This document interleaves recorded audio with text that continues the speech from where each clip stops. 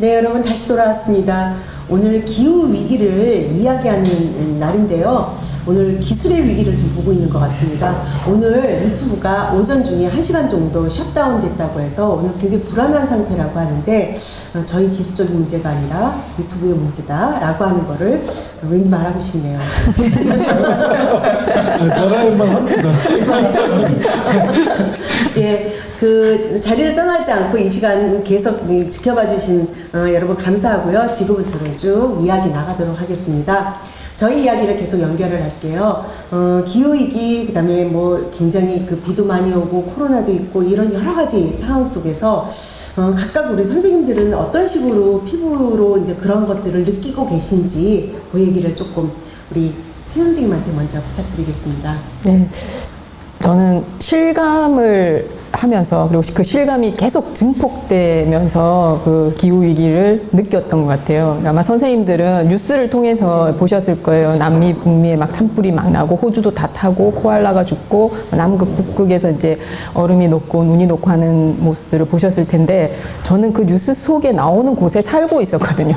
그러니까 제가 사는 인제도 겨울에는 꽁꽁 강이 얼어서 이제 강을 걸어서 건너 다닐 정도인데 작년에 겨울에 강이 한 번도 얼지 않았어요. 네, 인제가. 네, 인제가 신의주하고 기온이 이제 비슷하다고 하는 지역인데 강이 한 번도 얼지 않았고, 근데 그 강이 얼지 않는다는 게 보면서 계속 이제 굉장히 불안하더라고요. 근데 아니나 다를까 그 따뜻했던 이제 겨울이 지나고 나니까 여름에 병충해가 엄청나게 이제 많이 왔고요.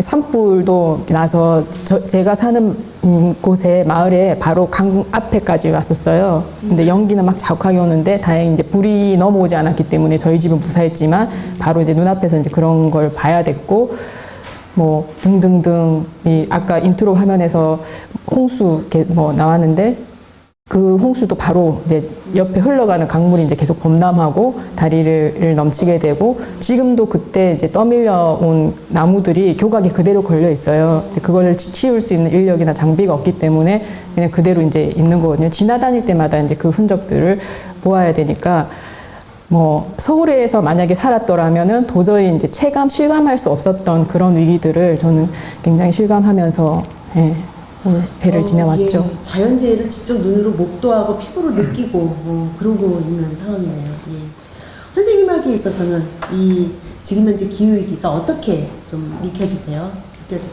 네, 저는 이제 이야기하신 것들도 다 이제 공감을 하고 또 한편으로 올해 이제 코로나도 기후위기와 떨어뜨려서 생각할 수가 없는데 제 이제 개인의 삶에 미친 영향은 제가 3월부터 이제 재택근무를 하기 시작해 지금까지 재택근무를 6개월째 하고 있는데 원래는 출장이 되게 많거든요. 그래서 뭐 국내도 있고 해외도 있고 늘 돌아다니면서 10몇 년을 살다가 이제 저희 동네 마을 밖을 벗어나지 않는 삶을 6개월 동안 제가 버스카드를 안 찍고 네, 그렇게 된 지 되게 오래됐어요. 그러면서 제 삶의 그냥 방식 자체가 되게 많이 달라지고 일단은 이제 가족과 또 마을에 이제 저는 마을 공동체 살고 있는데 늘 이제 계속 만나고 보고 어디 가지 않으니까 그리고 그러면서도 또 이제 모일 수는 없으니까 그래서 예전에는 이제 모여서 모임도 하고 뭐 같이 공부도 하고 하던 게 지금은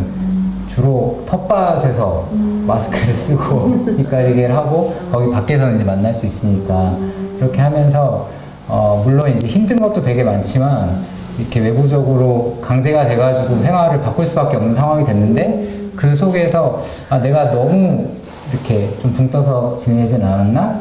이렇게 가까이에서 가족들하고 또 마을의 친구들하고 또 주변에 있는 땅하고 이제 시간을 굉장히 많이 보내다 보니까 그게 되게 주는 기쁨이 되게 크구나라는 거를 한편으로는 또 되게 느낀 저한테는 변화가 있는 시간이었습니다. 만약에 다시 매일 출근하고 퇴근한다면 어떻게 될까요, 선생님? 상상이 어렵습니다. 네. 벌써 이제 몸이 네. 전환돼 버렸네요. 네. 예, 고영진 선생님은 어떻게 좀 느끼고 계세요? 뭐 서울이라는 땅이 잘 알다시피 뭐 쌀 한 톨 이렇게 자라지 않는 땅이고 과거에는 이렇게 김포공항 인근의 마곡지구에서 벼농사를 지었거든요. 제가 밤늦게 이렇게 술이 취해서 5호선 종점에 내리면 방화역에서 내리거든요. 제가 살고 있는 집은 목동인데 예전에는 그 택시를 타고 그 김포 들녘을 지나서 마곡 들녘을 지나서 이렇게 오고 그러면 저는 이렇게 왼쪽 가슴에 농민의 피가 흘러서 그런지 몰라도 이 별을 보면 참 기분이 좋아요.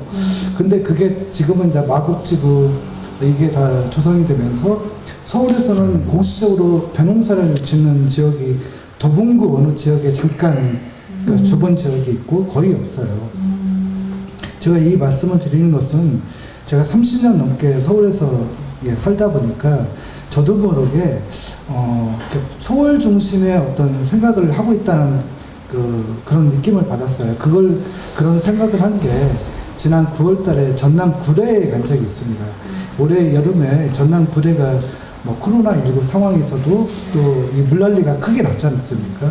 그래서 뭐 5일장이 뭐 폐쇄되고 큰 피해를 당했는데 거기서 어떤 포럼에 참여를 했는데 저도 모르게 어떤 사안을 바라볼 때 서울 중산층의 시각으로 모든 사안을 바라고 있구나 라는 어떤 그 실감 같은 것을 많이 했고요. 좀 결론적으로 말씀드리면 제가 느끼는 기후위기는 TV에서 봤어 이런 식의 어떤 아까 선생님께서 붕 떴다고 하는데 너무 붕 떠도 너무 많이 뜬 것이 아닌가 이런 생각이 듭니다.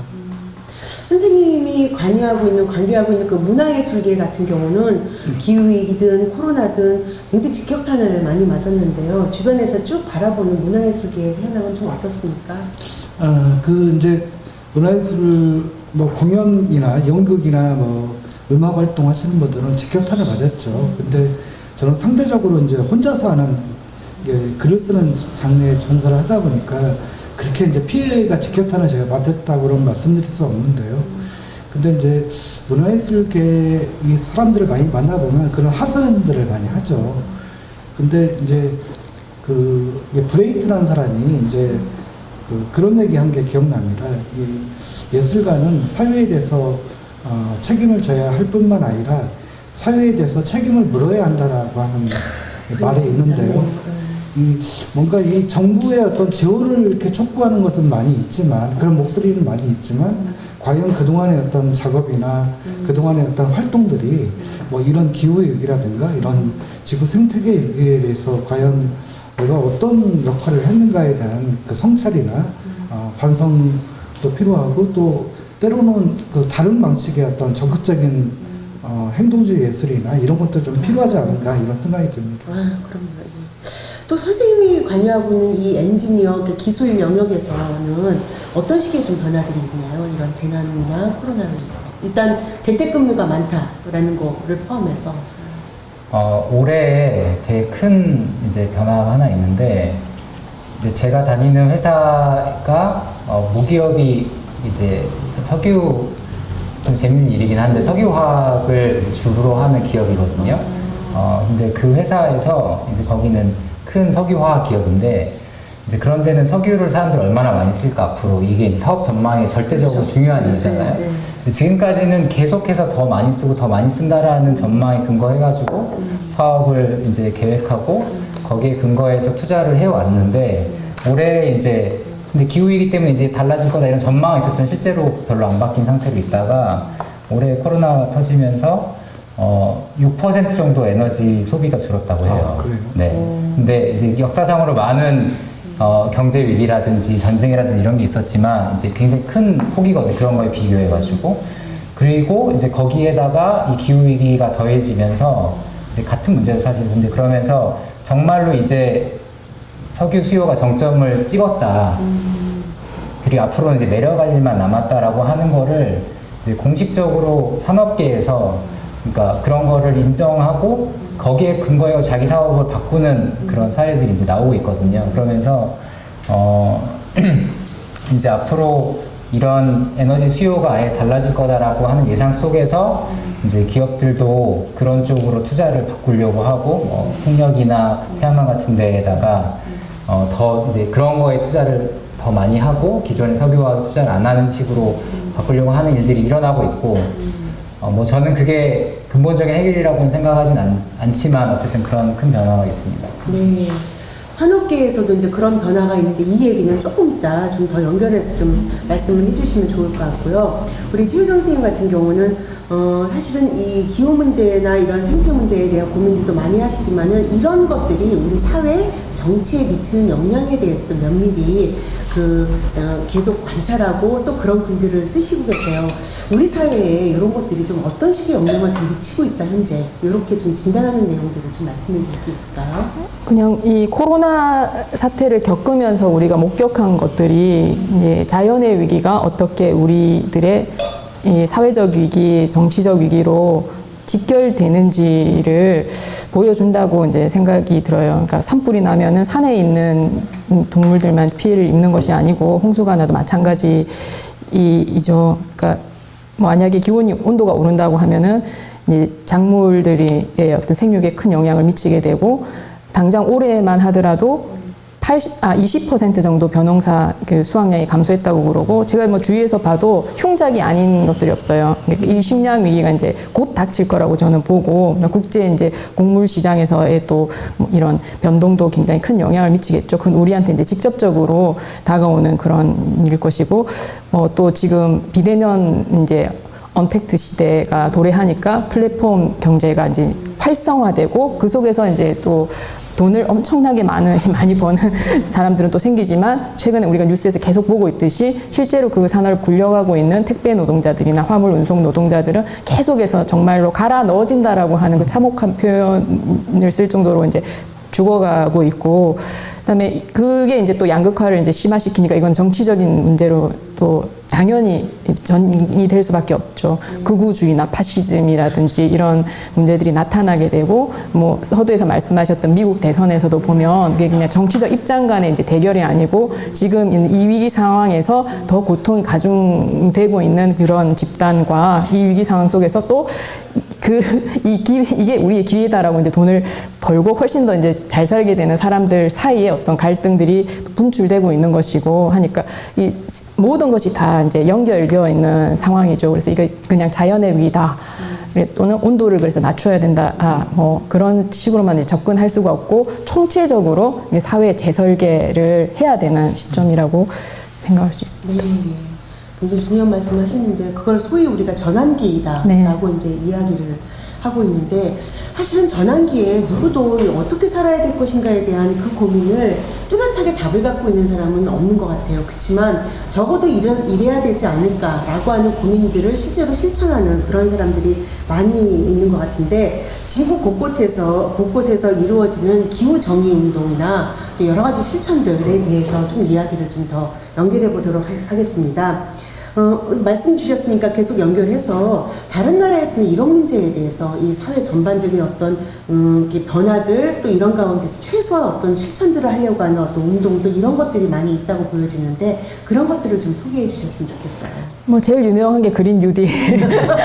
유럽에서는 그린딜, 미국에서는 그린 뉴딜이고 이제 지금 2020년 작년부터 이제 해서 시작되는 그린 뉴딜은 실제로 미국 같은 경우는 선라이즈 무브먼트라고 해서 아래로부터의 원주민들과 기후정의 활동가들의 풀뿌리 운동에서부터 시작이 돼서 계속 국회나 정치권들을 압박해갔던 사례라고 할 수 있고요.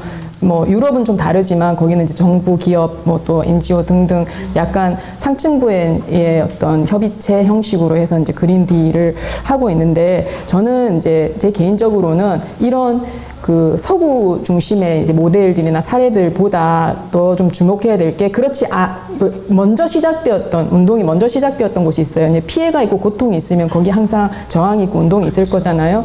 지금 시점에서 이제 유럽은 최종적으로 도착한 것이라고 봐요.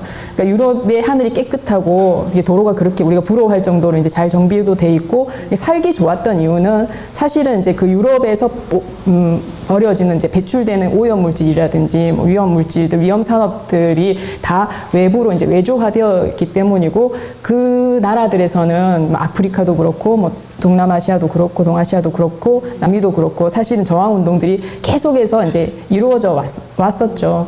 근데 이제 그게 이제 유럽 안에까지 이제 닥친 거예요. 그러니까 9.11 테러 나고 나서 이제 그러니까 서구의 사람들이 서구 안에서는 전쟁이 안 날 줄 알았는데 난해하고 놀랐던 것처럼 아프리카에서 이제 가뭄이 일어나고 뭐 다른 데서 이제 그 기후 재난들이 일어날 때도 그거는 다른 나라의 그 후진국적 현상이라고 생각하고 이 구원자의 마음과 원조의 어떤 그런 책무를 느꼈던 사람들이 실제 이제 이게 유럽 시민들의 문제다라고 이제 각성한 순간에 또 느껴진 순간에 이게 전 지구적 문제가 이제 된 거고 나선 거라고 생각을 해요. 그래서 그런 정책적 움직임이 있고 한국에도 도입이 됐는데 글쎄요, 그거는 이제 다음에 조금 더 얘기를 해봐야겠지만 얼마나 이제 그 운동적인 차원에서 제대로 그 취지나 이념들이 들어왔는지는 조금 의문이 있어요. 선생님, 그러면 사실은 선생님이 유럽이 그렇게 깨끗하고 유럽에 가니까 정말 공기 너무 좋다, 우리나라 뭐냐 이렇게 네. 얘기한 그 얘기 속에는 소위 글로벌 밸류체인이라고 해서 다 오염물질을 제3세계에 넘기고 자기네는 깨끗한 환경을 유지해왔던 그런 사실 이제 음모가 있는 건데, 그럼에도 불구하고 이제 유럽사회에서 이제 계속 이제 환경운동 같은 데는 꾸준히 있어 왔거든요. 근데 최근에 이런 기후위기가 더 심화되면서 이 환경운동의 정도가 어느 정도로 좀 더 강화되거나 또는 이제 성장하거나 문제의식이 높아진 건지 그 정도를 좀 알 수 있을까요? 제가 환경운동 전문가는 아니라서 모르겠지만 두 가지 이제 경향성이 저는 좀 분명하게 나누어지고 있다고 생각해요. 국내에서도 그렇고 예전에는 되게 한 편이 되어서 이제 환경 보호의 관점에서 이제 있었다고 하면은 지금 이제 환경운동을 보면은 그동안의 환경운동도 굉장히 주류화되거나 정부하고 같이 계속 막 일을 하면서 뭐라고 해야 될까요? 이제 그러니까 아래로부터의 운동가는 좀 분리되면서 그러니까 약간 중간 관리자 역할을 했던 면도 많이 있거든요. 그래서 지금도 이제 이 기후 위기 상황에서도 마찬가지로 관리 정책적 차원에서 접근하는 주로 이제 거대한 기업으로부터 지원금도 받고 정부하고도 이제 같이 일을 많이 하는 그런 큰 단체들이 이제 그런 식으로 움직이는 것 같은데 거기는 이제 호재라고 하면 너무 심한가? 할 일이 많이 생겼죠. 이제 이 기후위기가 생겨서, 많은 일이 생겼죠. 근데 그것 말고 아래로부터의 이제 저항들, 그러니까 청년들의 운동이라든지 멸종저항운동, 그 다음에 이런 테이블, 위에서의 전문가들의 어떤 이 테이블에서 배제되어 있던, 빠져 있던 주체들이 저는 나타나고 있다고 봐요. 그러니까 국내에서도 이제 보이고, 외부에서도 이제 보이고, 그래서 이렇게 두 가지 경향성들이 강화되고 있는 두 가지의 경향성들이 좀 나타나고 있다, 이렇게 판단을 합니다. 네, 그렇군요.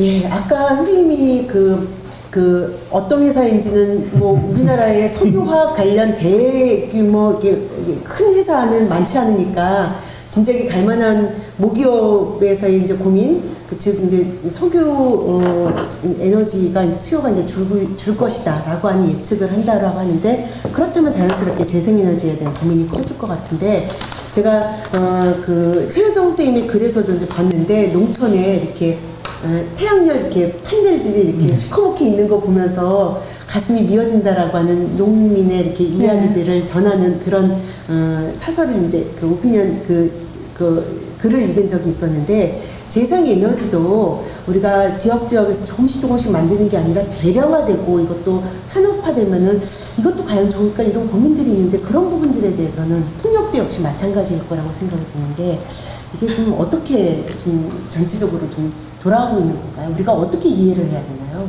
네. 먼저 제 모기업은 제가 사실 밝혀도 상관없고 네, 영국 회사예요. 사실. 그렇군요. 제가 회사 다닌 다국적 회사여가지고 영국 석유라고 하는 회사고, 네. 그 이야기하신 부분 저도 이제 선생님 칼럼도 읽고 되게 공감을 했는데, 이제 지금은 어떻게 우리 문명을 재설계할 건가 하는 관점에서 봐야 된다라고 하셨고, 이제 그거에 대해 공감하고, 그렇게 봤을 때 과연 풍력 발전기를 원자력을 풍력으로 바꾸면 문제가 해결될 건가? 이제 하나의 문제는 해결이 되겠지만 그게 진짜 중요한 문제를 해결하는 건가에 대해서는 저도 이 산업부에서 일을 하고 있지만 거기에 대해서는 그렇지 않다라고 생각을 하고, 이제 그런 착각을 쉽게 사람들이 이제 하는데, 그리고 또 우리는 이제 기술 문명을 살고 있으니까 기술이 우리 문제를 해결해 줄 거라 생각하지만 과연 그런가? 일단은 이제 풍력발전단지는 요즘 굉장히 크거든요. 그리고 우리나라는 아직 이런 게 많지 않지만 뭐 유럽이라든지 이런 데 가면 이제 그게 전력원의 주를 차지하고 있어요. 그러면은 큰 단지들은 작은 원자력 정도의 규모가 되거든요. 단지 하나가. 그런 게 이제 바다에 설치가 되면은 그건 여전히 긴 송전 선로를 타고 와서 서울에 있는 소비자들의 전력을 대야 되는 거잖아요. 그러면 이제 원자력을 그걸로 바꿀 수는 있지만 밀양 할머니들의 아픔은 어디 가진 않는 것 같아요. 그렇죠. 네, 여전히. 그리고 또 그 뭐 태양광이 들어서는 그곳에 있는 분들이 그 에너지를 쓰는 건 아니잖아요. 대부분의 경우에는 도시의 소비자들을 위해서 있는데 이제 그런 문제는 여전히 다 똑같이 남아 있고 실제 근본적인 문제는 해결 안 하고 이 부분만 바꾼다고 해서 해결되지 않는데 오히려 이제 더 어떻게 보면 큰 문제는 기술 착시 효과라고 하는 이제 용어가 있는데 이제 그런 논문도 있거든요. 그러니까 여러 가지 새로운 기술들, 뭐 이산화탄소를 포집하겠다. 아니면 태양 이제 그 온난화를 줄이기 위해서 혹은 뭐 태양열을 차폐시키겠다. 이런 기술들이 막 제시가 계속 돼 왔어요. 지난 20년 동안. 그 논문에 의하면은 그런 게 제시될 때마다 실제 사람들이 행동을 그거에 이제 그게 정책 목표에 우리가 이걸 통해서 줄이겠다라고 하면서 실제로 지금 할 수 있는 거를 안 하게 하는 효과를 그러네요. 예. 네. 내가 지금 해야 되는 지금 거를 해결돼, 이런 거. 예, 어차피 기술이 해결해 줄 거니까 내가 불편을 감수할 필요는 없어. 내 생활을 바꿀 필요 없어. 이런 착각을 줌으로써 계속 목표를 지연시키는 효과를 가져왔다. 이게 이제 기술 착시 효과가 갖는 문제다. 이런 이야기 있는데 이런 풍력이나 태양광도 필요한 부분이 있지만 이런 부분에 대해서 되게 경계할 필요가 있다는 생각이 들어요. 기술 착시 효과, 이거 참 공감되는 말이네요. 특히 우리나라 같은 경우는 워낙에 기술의 발전이 빠르기 때문에 그런 착시 효과가 더 크지 않을까라고 생각이 들어요.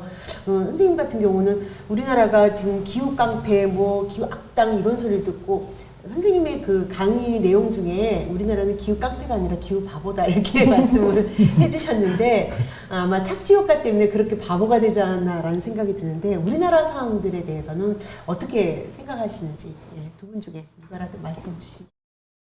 대표적으로 이런 착시 효과를 통해서 지연시키고 있는 지금 바로 해결에 착수해야 되는데 그거를 하지 않고 30년, 50년 뭐 이렇게 해서 이 지연시키고 있는 경우라고 생각해요. 그래서 위장 환경주의 이런 얘기도 많이 하는데 녹색 분칠하기, 녹색 세탁 이렇게 사실은 이게 이제 개선을 하지 않는데 계속 이제 그런 정책들을 가지고 뭔가 개선되어 가는 것처럼 그레타 툰베리가 얘기했듯이 쇼만 하는 것이죠. 그래서 그거를 가장 잘하고 있는 국가가 아닌가 싶어요.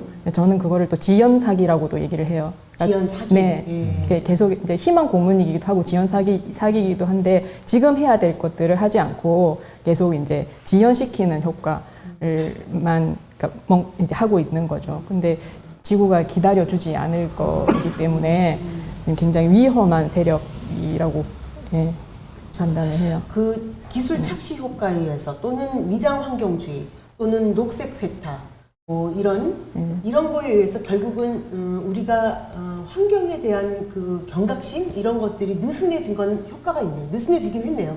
그 결과, 그죠? 이런 그 느슨하게 받아들이는 이런 부분이 우리 사회에 여전히 있다라고 한다면, 말씀.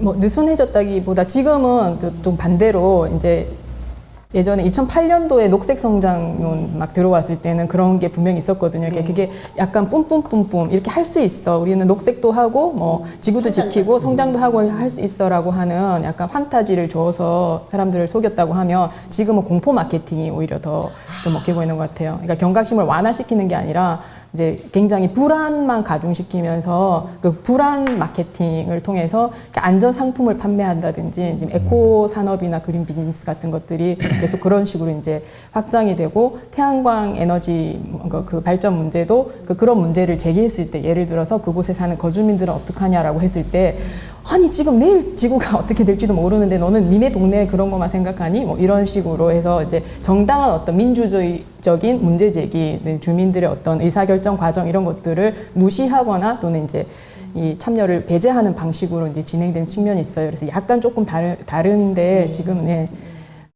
경각심은 막 고취시키는데 그게 정말 막 해결하자가 아니고 오히려 이제 입을 봉쇄하고 빨리빨리 어떻게 폭력적으로 이렇게 뭔가 우리가 모르는 사이에 이 정책들이 추진되고 예, 개발되는 방향으로 완전히 가고. 다른 방향에서 문제를 야기하네요. 그러니까 기술이 다 해결해 줄 거야. 뭐 이런 식으로 아니면은 이렇게 위장된 이런 녹색주의가 있는 반면에 또 한편으로 공포를 확 유발시킴으로써 도리어 상업화의 어떤 수단으로 사용하는 그런 부분까지를 쭉 말씀해 주셨는데 그런 현상들을 우리 사회에서 좀 많이 보죠. 어떤 것들을 좀 선생님은 좀 짚을 수 있을까요? 결국 이제 그 최유정 선생님께서 말씀하신 이야기는 이제 기후위기의 본질은 결국 정치의 문제라는 뜻이고요.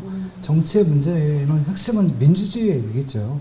그러니까 민주주의의 위기라는 그 측면에서 좀 바라봐야 될 것 같고, 아까 이제 말씀하신 이야기 중에 환경하고 생태가 그동안 서로 이게 물과 기름처럼 따로 놀았어요. 그 화용론이 전혀 달랐죠.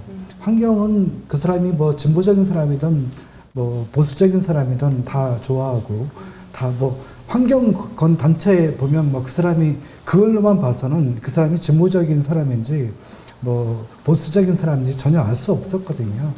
이제 그 어떤 뭔가 분칠하기가 참 좋은 이제 그런 식으로 활용이 됐는데, 지금의 어떤 기후 위기 같은 게 그동안에 어떤 관행적으로 하던 대로에 어떤 덧쳐서 좀 환경 운동을 하셨던 분들이 좀 더 급진적으로 좀 이렇게 전환할 수 있는 위치 이동이 좀 되었으면 하는 바람이 있고요. 아까 이제 최희정 선생님의 말씀을 들으면서 최근에 이제 그 몇 개의 어떤 담론들을 보니까 서구에서도 그렇지만 우리나라에서도 조심스럽게 이 탈성장에 대한 논의들이 계속 나오고 있고, 지난번 뭐 창비 가우로라든가 이런 거기에 보면 실린 글들이 꽤 좋더라고요. 읽어봤는데요.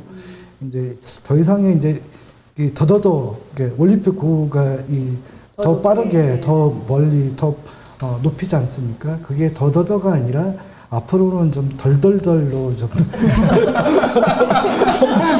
가는 게 아니고 좀뭐 이렇게 또 풀어서 떠는 게 아니라요. 좀 덜 소비하고 좀 웬만하면 좀 뭐 이렇게 에너지에 좀 덜 의존하는 그런 개인의 차원의 어떤 전환도 필요하고 사회적인 차원의 어떤 전환도 필요하다는 그런 인식들이 많이 고양된 것은 바람직한 현상이라고 봅니다.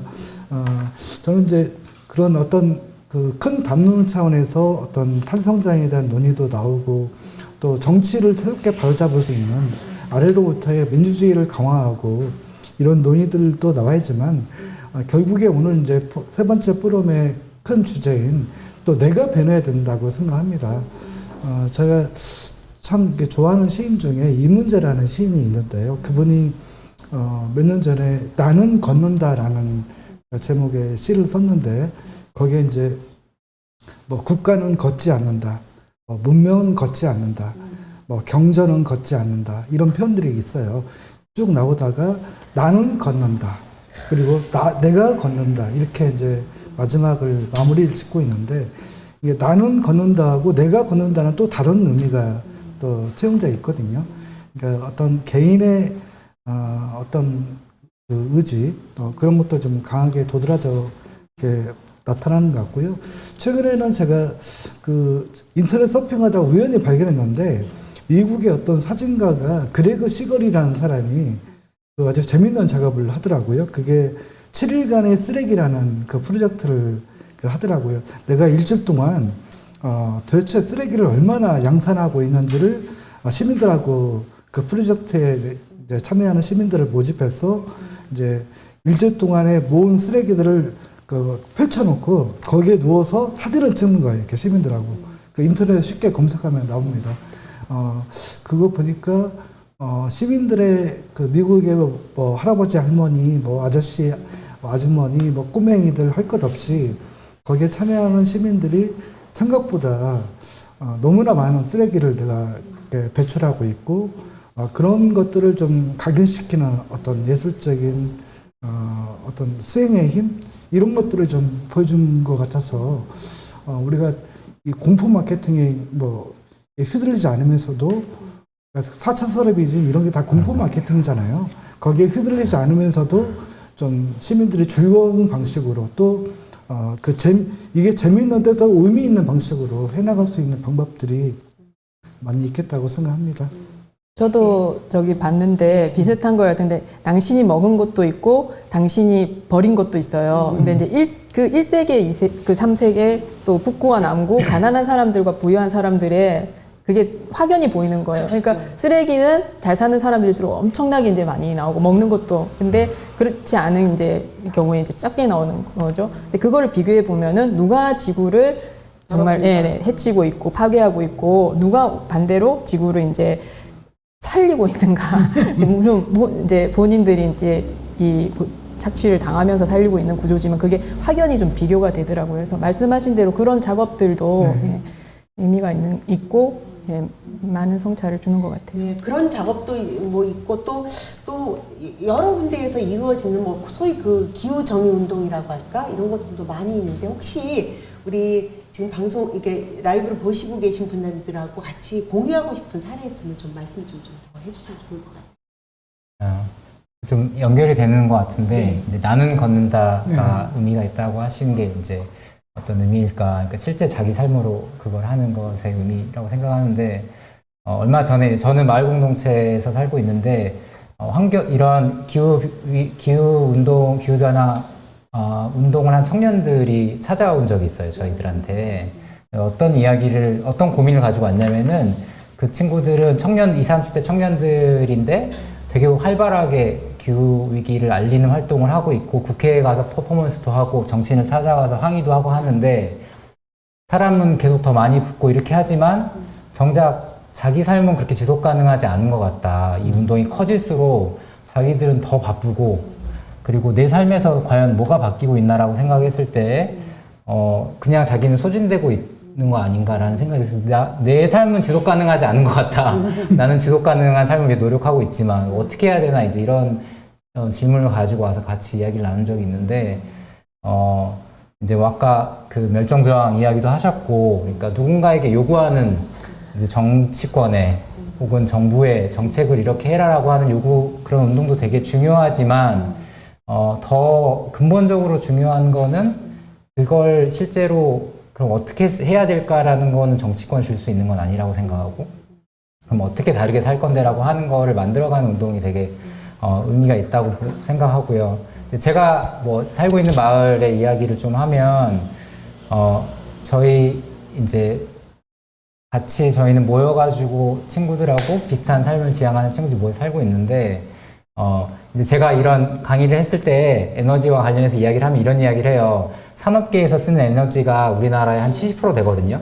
개인이 쓰는 에너지는 10% 20%밖에 안 돼요. 그러면 우리가 불 끄고 차 안 타고 줄여봤자 무슨 소용이 있냐. 맞아. 이렇게 이야기하는 너무 설득력 있잖아요. 네. 근데 제가 그 질문, 그게 맞는 이야기가 좀 곰곰이 생각을 해봤어요. 왜냐면은 그 산업계라고 하는 데는 결국 뭐 포항제철, 뭐 현대자동차 이런 데잖아요.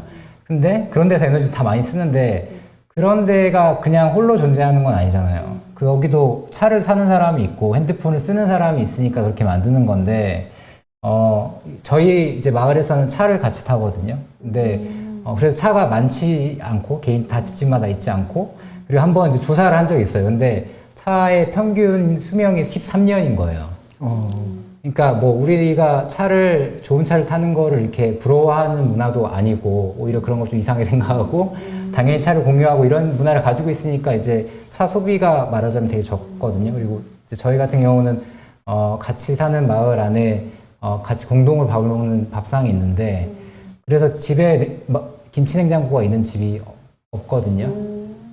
대부분 양문형 냉장고도 아니고 그냥 작은 냉장고가 왜냐면 집집마다 밥을 할 필요가 없으니까 이제 그리고 이제 그렇게 모여서 밥을 먹고 하는 게 훨씬 더 즐겁고 저는 이제 아이를 키우는데 가면은 같이 이제 아이한테 밥 먹이는 게 상당히 어려운 일이 있을 때도 있잖아요. 그쵸. 그랬을 때는 옆에 있는 이제 늘 같이 보는 다른 이모 삼촌 밥을 먹여주기도 이렇게 하는데 그거 자체가 이제 소비를 완전히 많이 줄이고 다른 방식으로 이런 문제에 접근할 수 있게 해주는데 그렇게 하면서도 더 즐겁게 살 수 있고 지속 가능하게 살 수 있는 그런 모델들을 만들어가는 게 중요한 부분이 아닐까.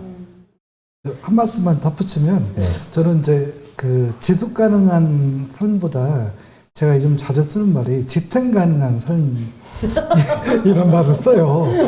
이제 지탱 가능한 이런 뜻이 훨씬 더 지구의 편에서 봤을 때 좀 절박한 표현이 아닐까 해서 네. 네, 네. 그런 말을 쓰고 있습니다.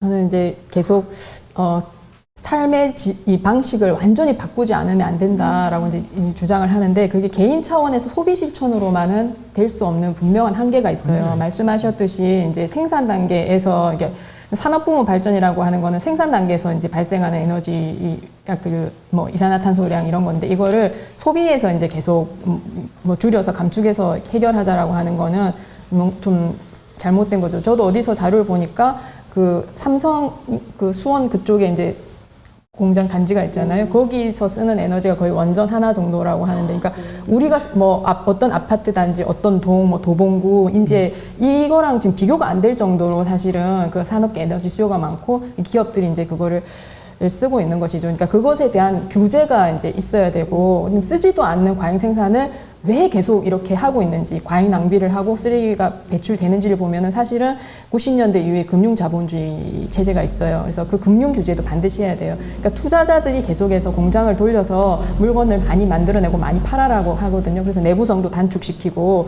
예전에 10년, 20년 썼던 물건도 지금은 빨리 이제 수명이 닳게 해서 그렇죠. 계속 이제 하는 그런 기업 전략들이 있단 말이에요. 그거는 개인적인 차원에서 어떻게 할 수가 없는 거잖아요. 그래서 그런 것들을 이제 규제를 해야 되는 거고, 그거는 이제 정치적 차원의 어떤 입법이라든지 제재가 필요한 것이죠. 근데 그거를 하려고 하면은 뭐가 있어야 되냐면 착한 정치인이 나타나서 아니면 뭐 어떤 환경 의식이 있는 사람이 대통령이 된다 하더라도 그걸 할 수가 없는 거예요. 그러니까 아래로부터의 압박할 수 있는 이제 힘이 있어야 되고, 그런 면에서 이제 요구가 필요하다고 말씀드린 거예요. 근데 그 요구하는 게 저는 이제 더 이상 포럼이라든지 지금 우리 포럼 하고 있지만 무슨 캠페인이라든지 심포지엄이라든지 이런 걸로는 안 된다. 데모를 해야 된다라고 생각을 해요. 얼마 전에 이제 그 아주 흥미로운 사실을 봤는데 오슬로에 도로를 봤어요. 4차선 중에서 하나가 버스, 하나가 트램, 하나는 자전거, 단 한 차선만이 승용차에게 배당이 돼 있어요. 그래서 사람들이 그걸 보고 와, 진짜 우리는 어떻게 저렇게 할 수 없을까 막 이렇게 또 부러워하고 또 동경도 했죠. 근데 사실은 저는 그게 정치 지형을 정확하게 도로가 보여주는 거라고 생각해요. 그러니까 버스 타는 사람, 트램 타는 사람, 자전거 타는 사람이 의회에 그만큼 있는 거예요. 뭐 파리의 이달고 시장이 또 도심으로 이제 자동차 진입을 금지하고 뭐 그 주차장을 또 다 자전거 주차장으로 다 바꿔버리고 주차장 다 없애버렸잖아요. 야, 진짜 멋있다라고 하는데 사회주의자잖아요. 그건 얘기 안 하고, 그럼 우리가 그렇게 하고 싶으면은 우리는 사회주의자 시장을 요구할 수 있어야 되고, 녹색당 의원들이 한 30%의 의석을 장악한다든가 차지하고 있다든가 이런 것들이 필요한 거죠. 근데 그것을 하기 위한 행동들이 필요한 거예요. 두려워하지 않아요? 우리가 이렇게 모여서 이제 얘기하는 거는. 그걸 어떻게 만들어내냐지. 최근에 이제 보는 게 한국에서도 얼마 전에 광주에서 보니까 그걸 했던데, 그 도로를 점거하려면은 막 이렇게 열심히 토론해가지고 어떤 의원을 통해서 입법되는 게 아니라 자전거를 타고 도로를 점거해 버려요. 그래서 자전거를 타고 실제로 이제 점거 시위를 하는 거죠. 광주에서도 뭐 그런 자전거 시위를 했더라고요. 저는 그런 행동, 직접 행동들이 계속 많이 좀 나왔으면 좋겠는 거예요. 그렇게 해서 한 차선을 자전거가 점령해야지만 우리에게 자전거 도로가 생기는 것이라고 저는 생각을 해요. 그다음에 기후 스트라이크도 마찬가지인데, 툰베리가의 그 발언이 EU에서도 계속해서 이제 영향력을 주고 어쨌든 불러서 이야기를 들어야 될 정도로까지 또는 전 세계적으로 확산될 수 있었던 거는 그 사람이 뭐 편지를 썼거나 또는 토론회를 조직해서가 아니에요. 학교를 안 가버렸잖아요. 그리고 의회로 출석을 한 거잖아요. 혼자서 시작했는데 파급이 됐고 다른 나라들까지 이제 퍼졌고, 그래서 그런 어떤 행동할 수 있는 상상력들이 좀 필요하고 데모를 해야 된다. 예, 라고 이제 좀 생각을 합니다. 그게 이제 희망을 위한 보이콧이라고 할 수 있고요. 이제 지난 6월 말에 돌아가신 그 노사평론의 김종철 선생님이 생전에 이제 자주 입버릇처럼 하셨던 게, 우리에게 필요한 것은 희망을 위한 보이콧이 필요하다. 이런 말씀을 하셨고, 또 시인이나 예술가 선생님은 시인이나 예술가의 어떤 그 되게 역할을 많이 기대하셨던 것 같아요. 그러니까 왜 기대를 많이 하셨는가를 복기를 해보면 그 사회에 대해서 뭔가 근본적인 이의 제기를 하는 사람이 아닌가 하는 차원에서 이제 시인이나 예술가들의 역할을 많이 기대했는데, 막상 이제 시인이나 예술가들의 어떤 존재 양식이나 이걸 보면 너무나 이렇게 저도 뭐 서울에 30년 이상 살면서 제 왼쪽 가슴에 뭐 농민의 피가 흐르는지 조차도 희박해져 버린 것들. 네, 그만큼 이제 멀어져 버렸는데요. 네. 뭔가 그 흙으로부터 많이 멀어지고 대지로부터 많이 멀어져 버려서 그러니까 어떤 뭐 시위를 한다는 것도 어떤 정부의 허락을 받아야 된다고 생각하는 이런 착한 모범 시민 같은 그런 게 좀 작용하는 게 아닌가 싶고요. 그러니까 제도화가 꼭 능사가 아닌데 제도화라는 것은 이제 그 제도로의 바깥에 있는 사람들을 위해서는 당연히 제도화가 필요하지만 그 제도의 시인이나 예술가들은 언제든지 그 제도에 어떤 제도가 생겼을 때 바깥에 있겠다라고 하는 이런 태도가 또 필요한데요. 그러면서 보면 그동안 기업에 대한 규제나 무분별한 소비를 조장하는 이런 문화에 대해서 어떤 뭐 시인이나 예술가들이나 그런 너무 이제 그동안 등한히 했다라고 말씀드릴 수 있고 뭐 쓰레기 분리수거를 잘하는 것도 필요하겠죠. 제로 웨이스트도 당연히 필요합니다.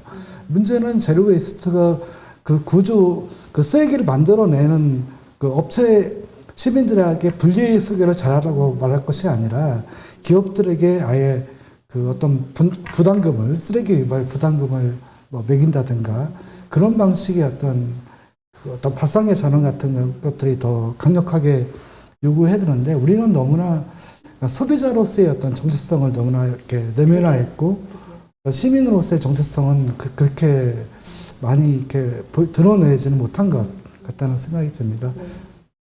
네, 예, 이렇게 쭉 이야기를 하다 보니까 결국은 기후 위기라고 하는 것은 정치적인 문제고 그 정치를 제어할 수 있는 시민 안에서의 어떤 저항과 권력 이런 것들이 나와야 되고 그런 가운데에서 우리가 새로운 어떤 삶들을 기획할 수 있는 그런 새로운 상상력들을 도발적으로 좀 끌어내야 되는 것은 아닌가라고 하는 그런 얘기까지를 쭉 도달했습니다. 저희 그 이야기하는 동안에 여러분들이 그 글을 좀 올려주셨는데요. 이재준 선생님 같은 경우는 자발적 가난이라는 책을 읽었는데 그 책을 보면서 여러 가지 느끼는 점들을 쭉 써주셨습니다. 다른 분들 한번 읽어보시면 좋을 것 같고 아까 도로 말씀을 해주셨는데 일본에 가도 도로가 그러니까 사람들이 다니는 그 도로가 굉장히 넓은 걸 보고 그 안에서 좀 감동을 받았다라는 말씀까지 주셨습니다. 자, 여기까지 하고 저희가 1부를 마치고 잠깐 5분 정도 쉬고 그 다음 2부를 하려고 하는데 여러분들도 잠깐 화장실에 갔다 오시고 그 다음 잠깐 쉬셨다가 어디 딴 데 가지 마시고 다시 오시기를 바랍니다. 혹시 그냥 계속 앉아 계실 분을 위해서 한 5분 정도 저희가 시 낭독을 좀 해드릴 건데요. 이거는 3355 청년 인문실험 문화이지 협회에서 진행하고 있는 그런 사업입니다. 여기에 참여하고 있는 많은 청년들이 인문실험, 인문상상을 통해서 여러 가지 이야기들을 하고 있는데 여기서 나온 이야기들을 여러분과 함께 같이 감상하는 시간 갖도록 하겠습니다. 저희는 5분 후에 다시 오겠습니다.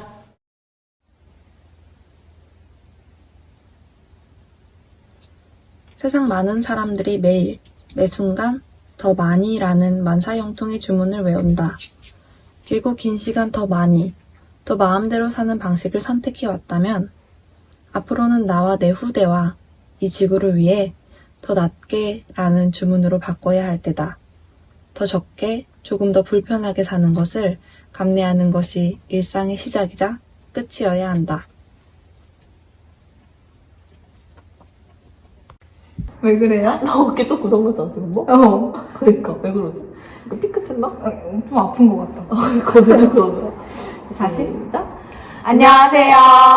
저희는 전주에서 쓰레기 만들지 않는 장, 불모지장을 운영 기획한 모아 페퍼입니다. 저희가 오늘 낭독하고자 하는 책의 이름은 무해한 하루를 시작하는 너에게 라는 책인데요. 이 내용 중에서 식재료나 제품이 우리에게 오기까지 어떤 과정을 거쳐서 오는지 한 번쯤 모두가 소비하면서 생각해봤으면 좋겠어서 이 책의 일부를 선택하였습니다. 환경에 관심 있기 전엔 물건은 필요한 용도에 따라 쓰고 버리면 되었고 음식은 균형 잡힌 영양소를 챙겨 먹으면 그만이었다. 그러다 마음에 걸리는 것들이 생기며 마인드셋 자체를 탄소 발자국 헤아려 보기로 바꾸고 쇼핑을 할 때나 음식이 눈앞에 있을 때 나에게 오기까지의 경로를 생각해 본다. 어떤 물건의 재료, 만들어진 과정, 지구 반대편에서 날아오는 길, 구입한 가격은 합리적인가? 이것을 선택한 게 최선인지도. 그렇게 그리다 보면 더 낫다고 여겨지는 쪽으로 선택이 바뀌는 경우도 종종 있다. 음식을 먹을 때는 조금 더 엄격하다. 직접적으로 내 몸에 영향을 끼치고 세상과 연결되는 가장 직관적인 방법이기 때문이랄까. 내가 사는 곳과 최대한 가까운 곳에서 생산된 것을 소비하는 이른바 에코쇼핑을 염두에 두고 내가 머무는 지역이나 나라의 것을 소비하면 온실가스 배출과 불필요한 지출을 막을 수 있다. 농산물의 경우 더 신선한 맛과 풍부한 영양소는 물론이다.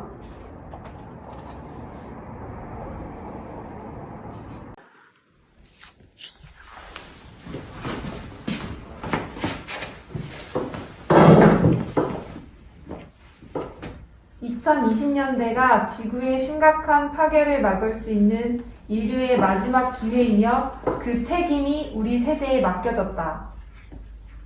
시간은 우리 편이 아니다. 1.5도에서 2도까지 상승하면 그 영향이 같은 비율로 단순히 커지지 않는다.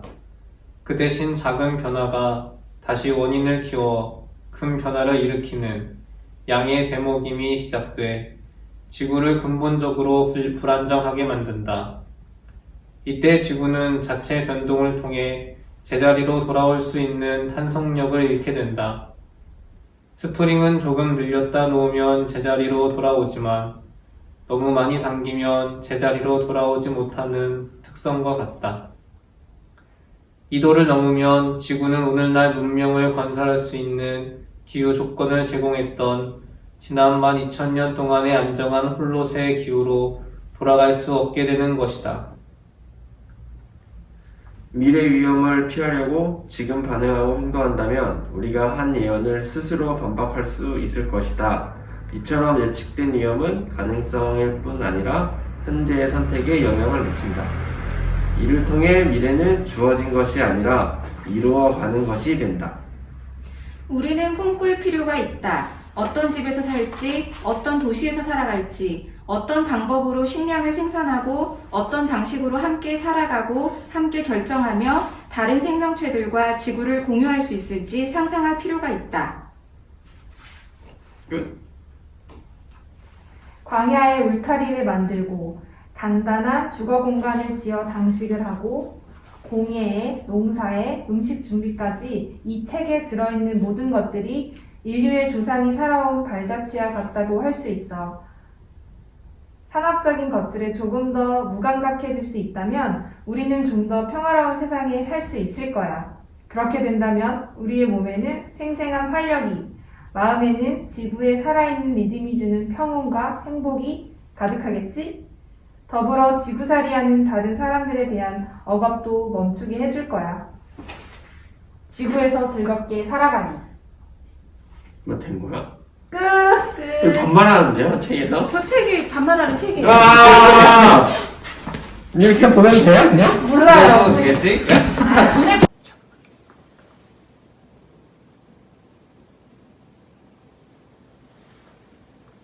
우리가 살아왔던 삶의 방식을 근본적으로 바꿔야 한다.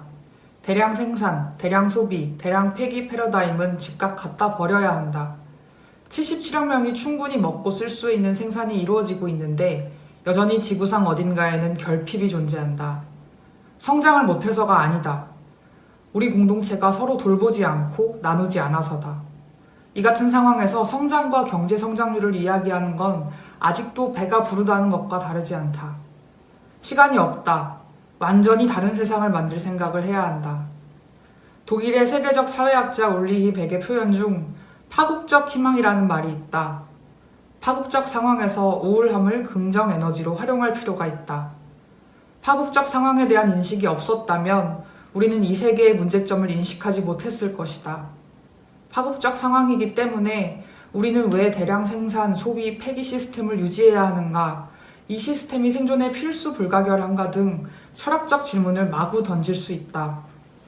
변하지 않는 세상의 좌절을 느낄 때도 있지만 이런 질문과 고민이 변혁의 시발점이라고 생각한다. 위기가 우리 본질을 근본적으로 성찰하게 한다. 파국 속에서 희망을 찾고 있다. 최악의 상황에서 최선의 길을 찾는 여정. 우리가 경쾌하고 힘차게 나아가야 할 이유가 아닐까? 파국적 희망을 꿈꾸자.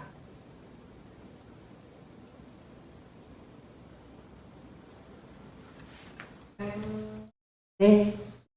잘 화장실 다녀오셨나요?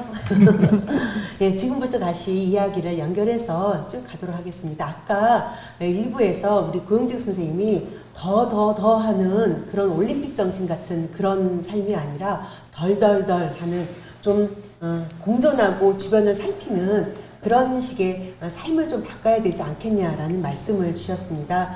전반적으로 우리가 우리의 삶들을 변화시키기 위해서 정치를 변화시키고 제도를 만들고 이런 것들이 이제 필요하다라고 하는 우리 최효정 선생님의 말씀과 함께 그럼에도 불구하고 우리가 실천을 통해서 우리의 행동을 만들어낼 때 우리의 행동들이 좀 더 높아지고 더 넓어지지 않을까라고 생각이 듭니다.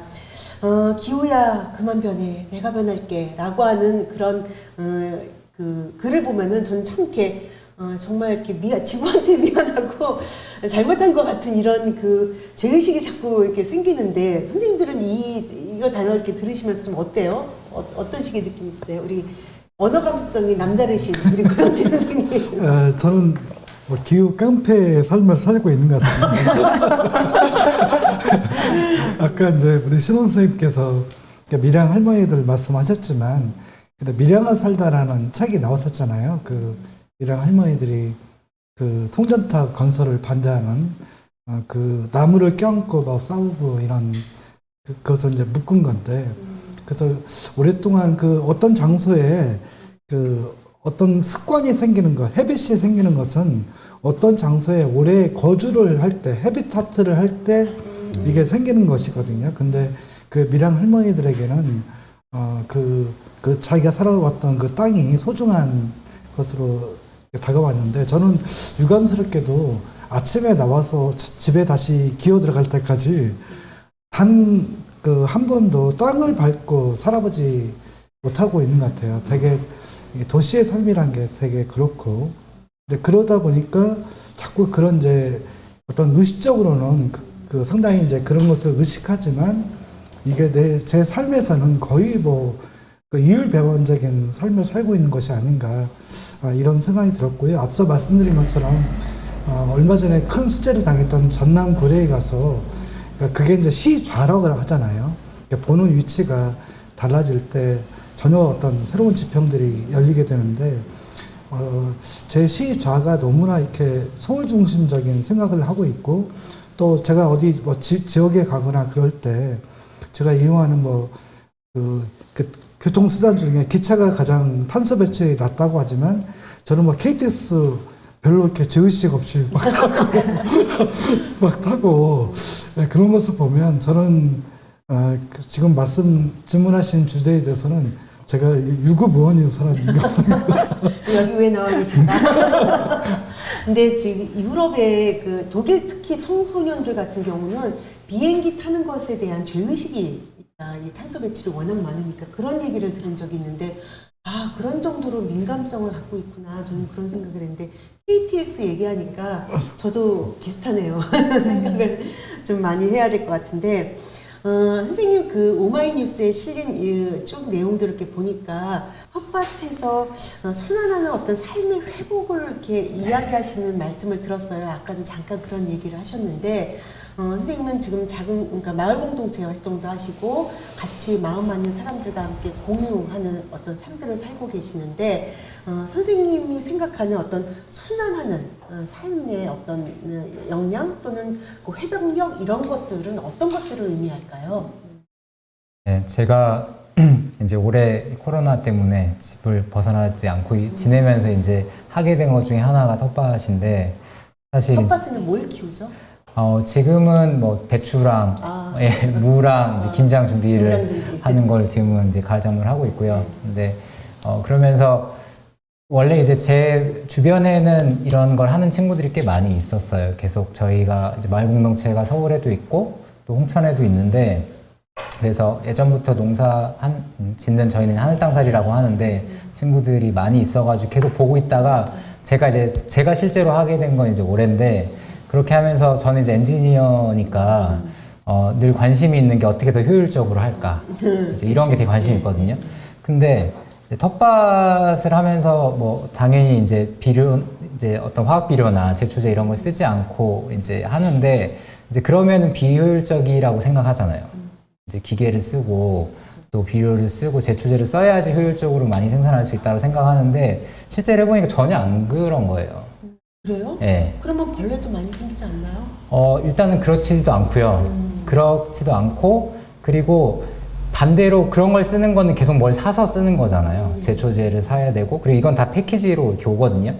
그러니까 그런 씨앗을 사면은 제초제를 써야만 하고 제초제를 쓰면은 또 왜냐면 땅이 망가지기 때문에 또 비료를 줘야만 하고 이제 계속해서 외부적인 투입을 해야만 돌아가는 시스템인 거죠.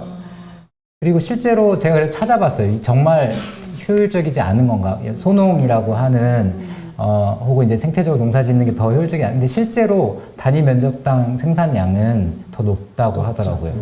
그래서 그리고 더 한 가지 이제 제가 저한테 충격적으로 온 사실은 뭐냐면은 그렇게 했을 때에 농사를 지었을 때 그러니까 어떤 비료나 제초제 이런 거 없이 땅을 잘 회복시키고 순환하는 방식으로 농사를 지으면은 그게 기후변화에 가장 효과적인 실천 중에 하나라고 하는데 왜냐하면 그 땅에 이제 부식토층이라고 하는 이제 그 지표면에서부터 밑에 그 층 안에 땅이 제대로 건강하게 있으면은 그 층에 엄청난 탄소가 모여 있거든요. 탄소를 모으고 있고 탄소가 필요하니까. 그치. 근데 여기가 땅이 죽어 있으면은 비료를 많이 쓰고 이렇게 하면은 그 탄소가 다 날아가는 거예요. 날아가는 거죠. 그래서 계산에 의하면은 그 땅이 다 전 세계 농토가 한 38% 정도 되는데 그 농토가 땅이 다 살아나면은 우리가 이산화탄소 배출하는 거에 한 4분의 1, 3분의 1 정도 연간 그게 다 포집이 될 수 있다고 해요. 그래서 이게 여러 가지 면에서 이게 순환하는 시스템이라고 하는 거는 외부적 투입도 필요 없지만 또 이런 파생적인 효과들이 점점 더 더해지기 때문에 이게 정말 효과적이구나. 그리고 이제 무엇보다 더 중요한 거는 그냥 그거 자체가 즐겁기도 하고 아이를 데리고 이제 제가 가가지고 같이 하면 아이는 또 거기서 그냥 놀고 또 주변에 이제 친구들하고 같이 놀고 이렇게 하면서 그거 자체가 특별하게 막 억지로 해야 되는 게 아니고 이게 정말 즐거운 일이구나 이렇게 되는 게 이런 게 좋은 이제 계속해서 좋은 순환이라고 하는 게 이렇게 삶의 여러 다양한 파생을 하는구나라는 경험을 했습니다. 예. 선생님의 말씀을 제가 믿긴 믿는데 굉장히 좋은 것 같은데 진짜 농부한테 한번 네. 이 말이 맞는지 이 원칙이 농부 같은데요. 나름 농부잖아요. 5년 농부. 네. 근데 뭐 그 기한 때문에 문제가 아니라 그러니까 그 생업으로 농사를 하는 거하고 좀 다른 것 같아요. 그러니까 텃밭은 그 체험을 하게 해주고 땅이나 이제 그 식물들이 자라는 걸 보면서 생태적 감각과 감수성을 길러줘서 저는 도시 텃밭이나 이런 것들이 굉장히 중요하다고 생각하는데 그것 말고 이제 좀 봐야 될 문제들이 있어요. 사실 저도 이제 농촌으로 탈출한 게 그러니까 유기농법을 하고 그래도 어쨌든 인생 말년은 좀 다른 식으로 살아보자라고 하고 이제 큰 결심을 하고 이제 근거지를 옮겼잖아요. 근데 농촌에 가보니까 안 되는 거예요, 그게. 예. 그러니까 이 선생님은 이제 굉장히 행복하다고 말씀하셨는데 골명이 들거든요. 그러니까 제가 전업으로 하려니까. 네, 1000평 정도 이제 되는 땅을 소농 가족농으로 하려고 하면은 그 노동력이 이제 계속 이제 투입이 돼야 되는데 그게 감당이 안 되는 거예요. 그래서 제 이웃에도 보면은 처음에 와서 한 몇 년 동안을 그렇게 하다가 도저히 안 돼가지고 제초제를 내가 올해부터 썼는데 하고 이제 그 처음 때는 속이 상해요. 막 왜냐면 자기 실패했으니까. 근데 이제 그걸 쓰고 이제 관행이 되기 시작하면은 또 다시 돌아가지는 못해요. 너무너무 이제 힘들기 때문에. 그리고 문제는 뭐냐면 그렇게 했을 때 소득이 안 나온다는 거예요. 그래서 그 구조 자체를 이제 바꿔야 되는데 지금 한국의 농업 정책, 아니 전 세계적으로 마찬가지일 거예요. 그거는 뭐냐면은 계속 그런 씨앗을 쓰게 만들고 제초제라든지 농약을 우리가 구입할 때는 농가에 보조금이 나와요. 뭐 싸게 이제 할 수 있도록. 근데 유기농 농사를 지을 때는 뭐 거의 20배 뭐 가까이 저는 이제 노동력이 더 투입된다고 생각하는데 그거에 대한 보조금은 없어요. 그러니까 누가 거기서 이제 어떤 농민들이 그거를 선택을 하겠어요. 먹고 살아야지 뭐 환경적인 어떤 실천도 할 수 있을 건데 이제 그게 안 되는 것이죠. 그다음에 아까 이제 고영지 선생님 그 질문에 좀 이어서 말을 해보자면 기후야 그만 변해 내가 변할게 라고 하는 이제 이 주제가 처음에 주최 측에서 연락을 받았을 때 아니 왜 자꾸 우리를 착하게 만들려고 하냐고 이제 나만 변해서는 안 되겠어 이렇게 변할 대상이 누구인지를 정확하게 봐야 되겠는데 이런 식의 착한 시민 만들기는 나는 하지 않을래요 그랬더니 아니 그런 게 아니라고 해서 이제 이 자리에 나오게 되는데 그 비행기 타지 말자도 이제 우리 집에 청소년이 한 명 있거든요. 그 청소년한테 그 얘기를 해요. 야, 이제 유럽의 청소년들은 이제 비행기 안 탄대. 너도 이제 타지 말자. 말아야 돼. 그러면은 아니 자기는 이때까지 비행기 타고 잘 돌아다녀놓고 무슨 왜 우리는 뭐 못 타는 거야? 이게 뭐야? 막 그러고 자기는 막 대학 다 나와놓고 맨날 우리한테는 대학 안 가도 돼. 막 가지 마. 막 그러고 그런 게 이제 어딨냐고 막 따지고 묻는데 사실은 그 질문을 이제 다시 받을 때 그런 생각이 들더라고요. 이제 지금 서구 사회가 하고 있는 그 실천놀이라는 것들이 사실은 본인들이 다 누릴 거 누리고 이제 배출할 거 다 해놓고 다른 사람들한테 못하게 이제 또 이 장벽을 놓는 거잖아요. 뭐 탄소 국경 조정도 마찬가지고. 근데 뭐 그렇다고 해서 그래 우리도 했으니까 너네도 해야지 비행기 막 타자 니도 타라 그래야 평등한 거다 이렇게 이제 얘기하는 건 아닌데 이 문제가 개인적 실천론으로만은 안 바뀐다는 거예요. 저도 막 열심히 이제 또 유기농으로 농사 지어서 벌레도 막 이제 손으로 잡고 살생을 해야 돼요. 약을 안 치려면은 막 또 그게 또 괴롭죠. 네, 그게 굉장히 괴롭죠. 뭐 이제 그렇게 하긴 하는데 그렇게 해서 이제 열심히 이제 키운 이 블루베리 열매를 플라스틱 통에 담아서 예, 밤 9시에 오는 택배차에 실어 보내면 다음날 받는 그 시스템으로 이제 이 또 유통을 시키고 그걸로 제가 또 벌어먹고 살고 있잖아요. 그러니까 어디를 이렇게 탈출을 하고 새로운 삶의 양식을 좀 바꾸고 싶어서 완전히 바꾸고 싶어서 다른 대안적 길을 선택했는데 여전히 거기서 또 이제 구조에 이렇게 막히고 있는 거죠. 그래서 좀 느끼는 거는 계속 이제 이거를 바꾸는 실천, 그러니까 나의 삶을 바꾸되 전체의 어떤 정책이라든지 구조를 바꾸는 실천하고 같이 하지 않으면은 그것도 이제 어떤 자기 위한 정도에 머무를 수밖에 없겠다라는 생각을 하고 그래서 부끄러움을 아는 것과 분노를 아는 것이 저는 이제 같이 가야 된다고 생각해요. 부끄러워해야 돼요. 우리가 지금 그 비행기 타지 말아라고 하는 이야기를 다음 세대한테 하는 거 부끄러워해야 되고 얼마 전에 이제 태어난 이제 조카가 있는데 얼마 전에 어린이집을 처음 갔거든요. 1년 6개월 정도 됐는데 그 꼬맹이가 이제 걸음마를 떼자마자 어린이집에 갔는데 사진을 보내왔는데 마스크를 쓰고 있는 거예요. 그러니까 태어나서 본 현실이 이 마스크의 세계인데 이게 그냥 계속 그 아이의 어떤 영원한 삶이 될 수도 있다는 생각을 드니까 너무너무 이제 그게 부끄럽고 막 미칠 것 같더라고요. 근데 거기에 이제 더해서 분노를 해야 되는 거죠. 누가 이런 세상을 만들었는가에 대해서 함께 분노하지 않으면은 안 되겠다. 그런 생각을 했어요. 네, 쉬운 문제가 아닌 것 같아요. 거기 좀 한마디만 더 덧붙이면 최근에 이제 어떤 항공사에서 그 어떤 여행 상품을 하나 내놨더라고요. 이제 그 여행 상품이 그러니까 출발지하고 도착지가 똑같은 곳이에요. 근데 김포공항에서 출발해서 김포공항으로 오는 거예요. 근데 그 영상 그 어디 항공사라고 말씀드리기는 어렵지만 그게 완판이 됐고 그렇습니다. 일반적인 비행기는 8,000m 정도로 고도로 난다고 그래요. 근데 그 여행사 상품은 3,000m 정도로 한반도 상공을 김포공항에서 출발해서 서해안을 따라서 제주도를 경유해서 동해안을 끼고 휴전선을 따라서 다시 김포공항에 오는 그 스케줄로 돼 있어요. 1시간에서 2시간 정도 되는 이제 프로그램인데, 저는 거기에 이제 완판됐다는 것도 참 놀랍지만, 이제 그 마음은 제가 모르는 말은 아니에요. 뭔가 국경이 봉쇄되고 여행을 함부로 이제 과거에는 막 갔는데 지금은 가지 못하는 그런 사람들의 마음을 좀 뭐 해야 된다고 할까요? 그렇게 이제 선의로 보면 그런데 좀 우리가 코로나19 시대라고 하는 이 재난의 시대에 그렇게 이제 뭐 기름을 낭비하고 하늘에 막 그 낭비를 하면서까지 우리가 그런 여행 상품에 열광을 해야 되는 것인가 하는 것을 바라보면 좀 우리의 삶이 좀 우리는 여전히 코로나 시대에도 별로 광성한 성찰을 아직 못했다라고 하는 생각이 들고요. 저 이제 아까 제가 부끄러움을 알았기 때문에 제가 이제 고백을 했습니다만 저는 뭐 좀 인생을 좀 심플하게 살자고 하는 주의예요. 그래서 뭐 뭐 쓱이라든가 뭐 마켓컬리라든가 이 마켓컬리 이용하면 뭐 아주 신선한 야채라든가 이것들이 뭐 그냥 물만 데워서 먹으면 바로 먹을 수 있는 잘 나오잖아요, 포장돼서. 근데 그런 것을 일체 이용하지 않고요.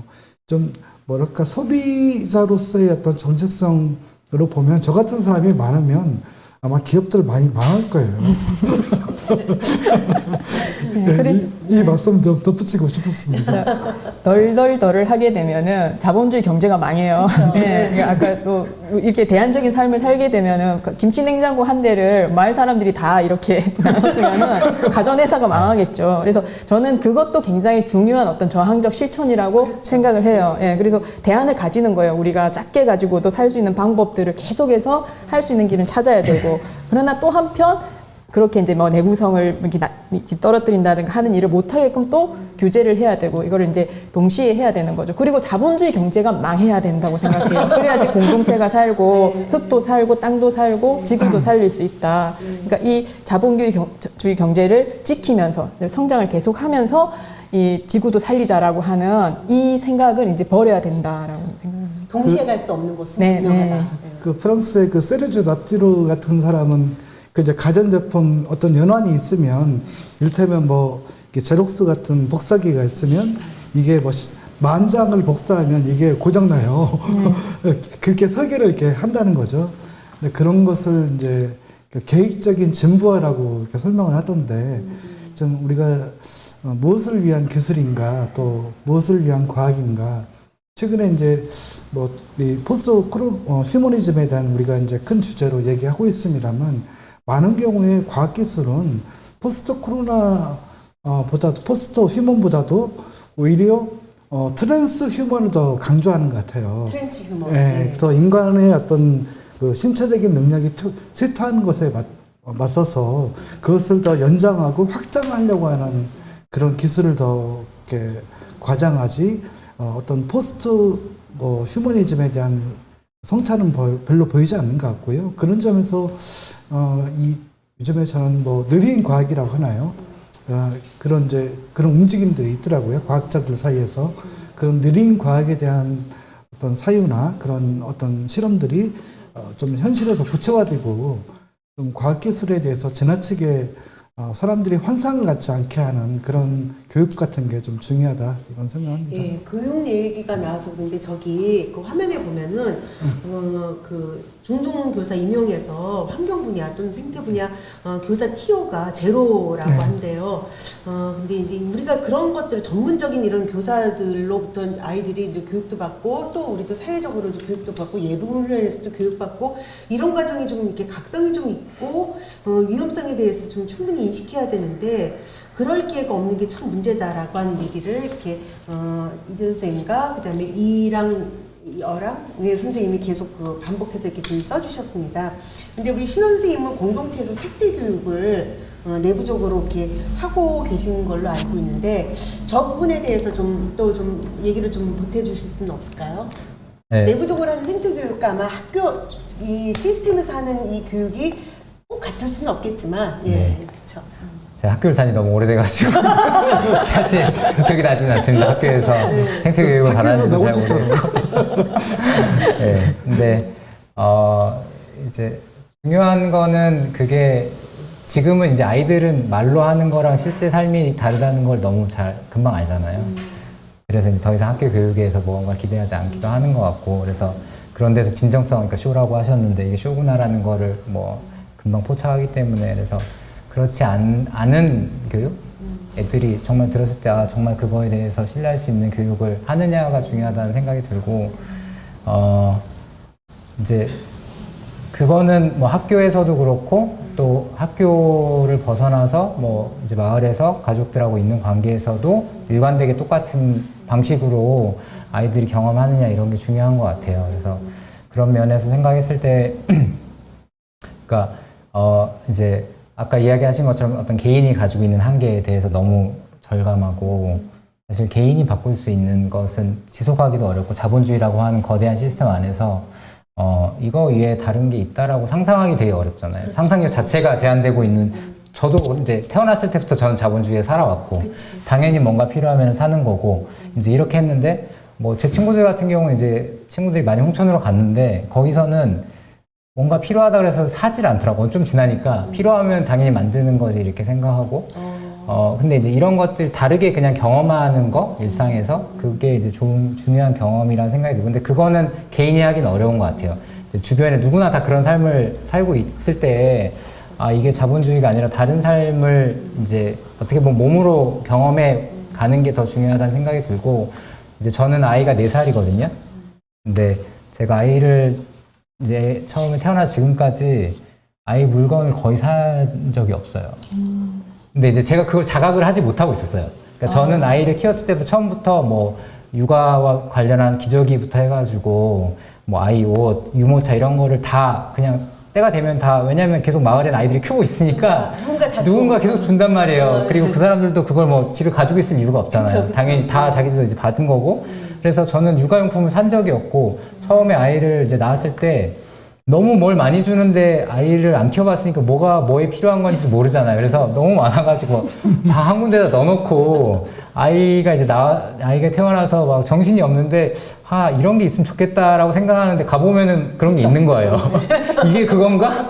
그게 맞대. 근데 이제 그러다가 어느 날 제가 육아용품을 사이트에 들어가 봤는데, 거긴 또 신천지인 거예요. 그러니까 거기 내가 한번 들어가서 보니까 사고 싶은 게 또 되게 막 네, 생기는 거예요. 그래서 와, 내가 이걸 먼저 알았으면, 아, 육아를 할 땐 역시 돈이 있어야 되고, 내가 이런 게 그러니까 육아는 아이템빨이다 이런 말이 있거든요. 전문 용어네요. 네. 그러니까 그런 아이템이 있으면 육아를 편하게 할 수 있는 것들이 있잖아요. 뭐 애를 이렇게 이거 하는 것도 자동으로 하는 게 있다든지, 뭐 이 유모차도 굉장히 다양한 게 있고, 그쵸. 필요에 맞게. 근데 이제 그런 걸 내가 사가지고 애를 키우는 맛을 들였으면은, 아, 역시 아이를 키우는 데는 돈이 필요하고, 아이를 키우려면은 내가 이렇게 생각했지, 다르게 생각하지 않았을 텐데, 이제 저는 좀 다르게 생각하고, 제 아이도 옷이 필요하면 당연히 옷은 때가 되면 누군가 형 누나들이 물려주고 이런 거라고 생각하지, 자기가 백화점에서 사는 거라고 생각하진 않거든요.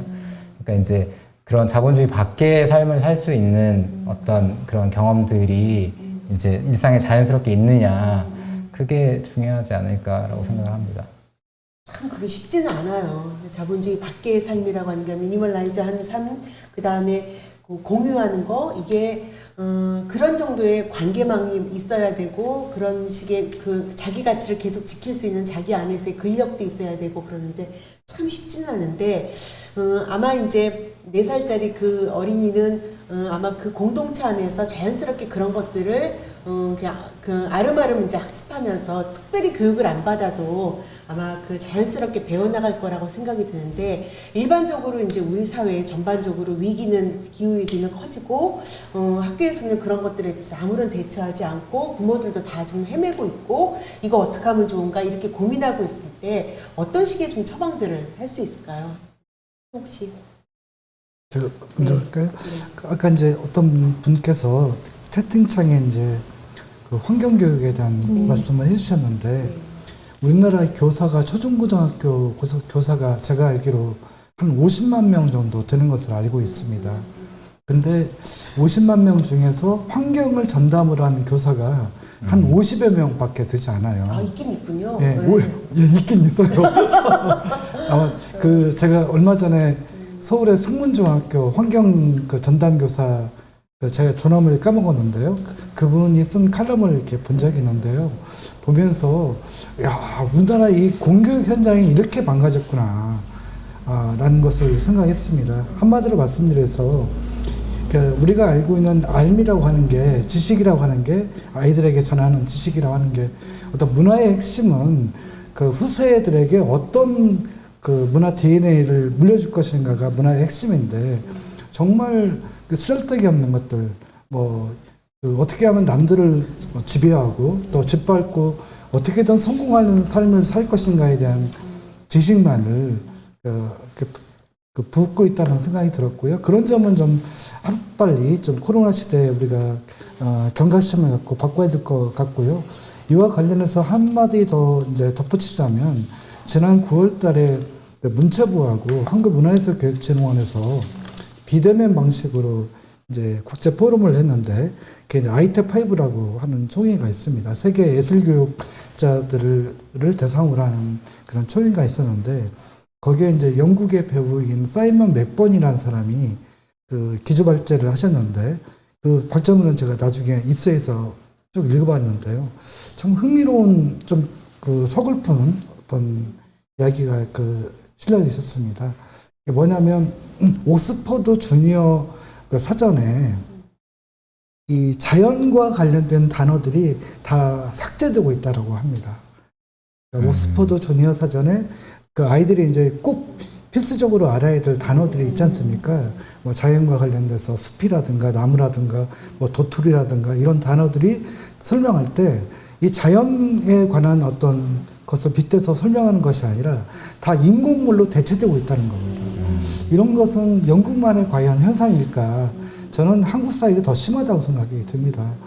그러니까 한마디로 말씀드리면 한국은 여전히, 우리나라는 여전히 아이들 우리가 아이들에게 어떤 문화적인 DNA를 전수해야 될 것인가에 대해서 하나도 이렇게 대비가 돼 있지 않고 정말 뭐 이렇게 더 많이 이렇게 벌고 더 그것이 뭐 이렇게 길이고 진리고 빛이라고 생각하는 이런 견고한 마음의 문화와 견고한 마음의 습관을 이렇게 만들고 있는 것이 아닌가 하는 생각이 들어서 좀 그 영국만의 얘기가 아니라 좀 우리의 얘기와 다를 바 없다.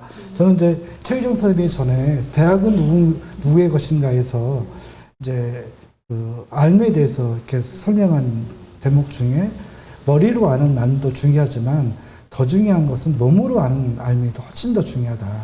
뭐 텃밭을 뭐 길을 내가 읽을 줄 알고 동물을 돌볼 줄 알고 다른 사람을 보살필 줄 알고 이런 알미야말로 이게 이제 암묵지라고 할 수 있는데요. 저는 환경교사뿐만 아니라 좀 아이들에게 이 암묵지를 더 알려주는 것. 그게 더 문화예술 교육의 영역이고 또 공교육이 가르쳐야 될 어떤 문화 DNA의 핵심이 아닌가. 그런 어떤 아이들은 어떤 삶의 질에 대해서 어떤 경제적인 지표로만 모든 것이 다 환원되는 어떤 삶의 질이 아니라 삶의 격을 생각하는 삶을 살게 되지 않을까 이런 생각을 합니다. 저도 이 환경 교육 아까 이제 말씀하신 것과 관련해서 그러니까 중요한 지적인데 그 교육 과정에 이 그 수업을 집어넣거나 또는 교사를 확충하는 문제로는 되게 한계가 많다고 생각을 해요.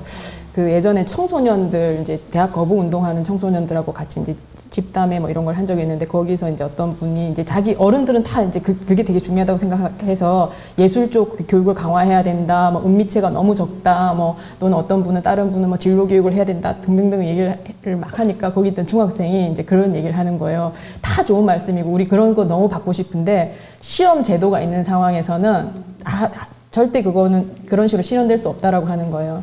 사실 한국의 교육 과정이라고 하는 거는 사회가 문제가 생겼을 때 그걸로 집어넣어가지고 역시 해결되는 것처럼 만드는 게 굉장히 많거든요.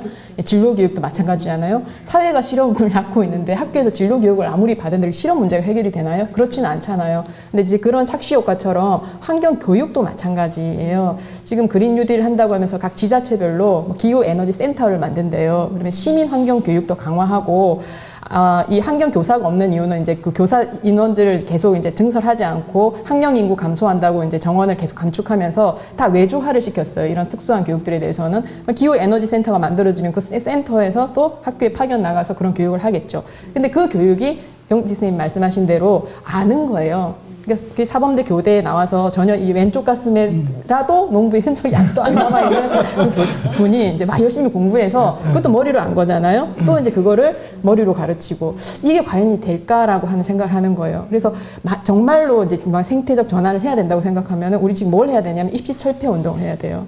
그리고 시간을 많이 가질 수 있도록 만들어야 되고 에너지를 감소해야 돼, 뭐 이렇게 이산화탄소 배출량을 줄이고 에너지 소비를 줄여야 된다라고 할 때 전기 소등하고 하는 것을 넘어서 노동 시간을 단축해야 돼요. 그 야간 노동을 금지해야 되거든요. 그 엄청나게 에너지를 쓰는 거잖아요. 그렇게 해서 사람들이 시간이 생기고 아이들이 시간이 생기면은 자연히 묻게 돼요. 왜 도시가 이따위냐? 우리가 왜 놀 곳이 없냐? 그렇지. 어디 가서 놀란 말이냐? 뭐 이런 얘기들을 할 거잖아요. 그래서 그런 것이 사실은 자동차 만들기잖아요. 주체로 만들어야지 계속해서 환경 교육. 그것도 웃긴 거예요. 우리가 지금 이미 실패한 세대가 뭘 이렇게 교육을 한단 말이에요. 우리부터 바뀌고 그리고 지금 왜 이렇게 됐는지에 대한 원인들을 하나씩 제거해주는 역할을 사실은 이제 우리 세대가 해야 되지 않을까 그런 생각을 합니다. 네. 그 야간 근무하지 않는 거를 해야 된다라고 얘기하니까 우리 회사 연구원들이 지금 보고 있는지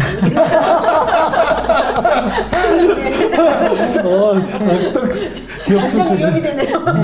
그것도 근데 회사 차원에서 할 수는 없잖아요. 그러니까 그거 이제 규제를 해야 되는 거죠. 독일 같은 경우는 실제로 야간 영업 금지법이 있어요. 폐전법이 있어서 그거를 강제로 실시를 하거든요. 저는 깜짝 놀랐어요. 그래서 이제 아니 무슨 국가가 그런 식으로 하면은 안 되잖아요라고 예전에 권위주의 국가 시절에 이제 경험을 가지고 이제 거기 있는 분들한테 물어봤어요. 사회적 합의가 있으면 되는 거예요. 그렇지, 예, 그렇지. 그거를 다 시장에다 맡겨 놓으면은 밤에 나와서 일하는 사람들은 그 시간에 나와서 돈을 벌어야 되는 사람들이고 가게 문을 열고 영업을 하는 사람들은 어쨌든 그렇게 싼 값에 저렴한 노동력을 사서 돌려서 그걸 그 시간에도 돈을 벌고 싶은 사람들이잖아요. 10시간 영업하는 것보다 24시간 영업하는 게 좋으니까. 그러니까 그거는 법으로 예, 뭐주 강제를 40시간 그걸 만들어 놔도 자기 스스로 자발적인 착취를 하는 구조가 그 여전히 남아 있고, 자발적인 착취. 예, 그걸 뭐 어떤 사람은 이제 자기가 하는 주체라고 이제 얘기를 하는데 그런 어떤 노동 문화 같은 게 최 교수의 말씀처럼 바뀌어야 되고요. 그러니까 말씀. 아니 저도 이제 공감하는데 그러니까 이런 부분하고 같이 또 아까 이제 비행기 이야기 하셨잖아요. 저는 그게 완판됐다는 게 너무 깜짝 놀랐어요. 왜냐면 제가 그 광고를 봤거든요. 그래서 누가 이런 걸 하겠어. 저는 원래 아무리 유럽에서 시작해가지고 그래요? 대서양을 한 바퀴 해서 그걸 이렇게 돌고 오는 그거였다고 해요. 그것도 역시 마찬가지로. 예. 완판됐다는 이야기에 약간 제가 정말 감이 없구나 멘붕 라는 생각을 하는데 이제 그게 어떤 사람의 욕망의 문제잖아요. 그러니까 이거는 어떤 법과 정책보다 또 더 근본적인 사람의 욕망의 문제인데 그 욕망 자체가 이제 어떤 식으로 길들여져 있고 조작돼 있고 그 조작돼 있다는 것도 모르는 상태로 이제 살아가는데 어른 세대들은 이제 저를 포함해서 다 이미 그렇게 이제 길들여져 있는데 과연 어떻게 그거를 바꿀 수 있을까? 근데 그래서 아이들한테 입시를 철폐하는 게 너무 중요하다. 저도 되게 공감하고 그거 자체가 아이들의 욕망을 또 어떤 식으로 이미 조작하고 있기 때문에. 그렇죠. 근데 이제 또 동시에 질문되는 거는 그럼 그 입시를 안 하는 아이들의 삶은 아이들은 이제 어떤 걸 욕망하면서 지금은 정규직을 욕망하며 살잖아요, 아이들이. 이미 어렸을 때부터 공무원을 욕망하며 살고 그러면 이제 그게 아닌 그 자리에 채워야 될 거는 어떤 욕망이 채워질 수 있는가 이런 부분들도 어른 세대들이 먼저 시도해보고 이제 다른 욕망으로 살아가는 모습을 보여주는 게 되게 중요하지 않나. 그다음에 우리 사회가 성장 중심적인 사고에서 새로운 어떤 가치를 만나고 그야말로 이제 인문적인 어떤 향상과 성찰 그런 가운데에서 삶이라는 게 인간이라고 하는 존재, 우리라고 하는 존재에 대해서 좀 고민하는 이런 과정들이 굉장히 필요할 거라고 생각이 드는데 이런 자본주의적인 어떤 착취 구조, 질서 그런 가운데에서 자연을 끊임없이 착취하는 이런 구조로부터 우리가 좀 탈출해서 가야 되는 방향에 대한 얘기를 조금 더 해보도록 하죠. 말씀해 주실래요? 제 삶의 방향도 잘 좀 어떤 뭐 자본주의 지금의 어떤 문명의 방향에 대한 이런 큰 담론에 대해서는 그렇게 뭐 깊이 생각해 본 적은 없습니다. 다만 이제 저는 이제 예전에 제가 이제 머리로 이렇게 이런 생태적인 것들을 좀 많이 익혀서 그런지 몰라도 자꾸 이제 개념적으로 인식이 돼요. 근데 인도의 사상가에 있던 사티시 구마로라는 사람의 어떤 글을 보다가 상당히 좀 인상 꽤 오래전에 읽었는데 아까 어떤 분이 이제 자발적 가난에 대한 그 책도 거론하셨습니다만 3S가 중요하다 이런 얘기를 하신 게 기억나요. 이제 3S가 뭐 80년대 3S를 얘기하는 건 절대 아니고요. 깜짝 놀랐습니다. 절대 아닙니다. 3S가 이제 첫 번째 S는 소일입니다. 소일. 흙이라는 뜻이고, 그 다음에 두 번째는 소울이라는 뜻이고요. 영혼. 예. 영혼, 뭐, 마음, 이걸로 이제 번역이 될 수 있고, 또 하나가 이제 소사이어티라는 3S를 얘기해요. 그래서 이게 이제 뭐 세 가지 생태학하고도 이어진다고 생각이 들어요. 자연 생태학, 뭐 사회 생태학, 마음 생태학하고도 연결이 되는 것 같은데요. 여하튼 간에 한국인들은 많은 경우에 이 세 가지 생태학이 3S가 근본적으로 좀 위기에 처해 있고, 그 중에서도 가장 위기에 처해 있는 게 저는 마음 생태학, 소리의 문제라고 봐요. 근데 이 소리의 어떤 위기, 최근에 이제 가장 재난 시대에 가장 고위험군이, 바이러스는 뭐 그 사람이 어떤 계급이고 어떤 신분인지를 따지지 않지만 가장 이제 약자들이 이제 피해를 당하잖아요. 쿠팡 노동자들이나 뭐 이런 또 20, 30대 젊은 여성들이 가장 고위험군이에요. 지금 가장 지금의 어떤 코로나 블루 상황에서는 잘 못 느끼지만 좀 이게 어느 정도 진정이 되면 뭐 코로나 레드 상황이 큰 사회적인 문제가 될 것 같고, 이런 상황에서 어떻게 이 3S의 어떤 연결, 적절한 균형을 맞출 것인지 좀, 그래서 전 아까 최유정 선생님이 이제 도시농업이나 도시텃밭이나 이 흙과 좀 가까워지는 게 좀 필요한 것 같아요. 우리가 자연 상태, 자연의 어떤 한 존재이기 때문에 마음이 우울할 때 햇볕 정책이 필요한 게 아니겠습니까? 마음에도 햇빛을 이렇게 널어 쪼이고 할 필요가 있는 것처럼 좀 그런 어떤 흙과의 관계, 그래서 이 뭐 아까 이제 환경 교육이나 이런 것도 지식을 전하는 이런 어떤 그 교육이 아니라 뭔가 이렇게 활동을 하는, 이렇게 몸으로 이렇게 자기가 이 자연의 순환의 리듬에 맞춰서 일을 한다는 게 어떤 것인지, 또 이 공장 노동하고 농업 노동은 또 근본적으로 다르지 않습니까? 노동의 양태가 달라요.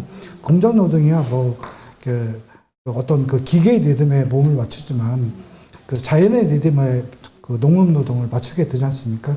그런 데서 오는 어떤 그 자연의 순환의 리듬에 좀 몸을 맡기고, 또 나도 큰 자연의 작은 부분이다라는 것을 느끼는 것. 아까 이제 최유영 선생님이 부끄러움을 아는 것, 또 분노를 아는 것도 필요하지만, 저는 이제 한 가지 더 덧붙이면 겸손을 아는 게 중요하다는 말씀을 덧붙이고 싶어요.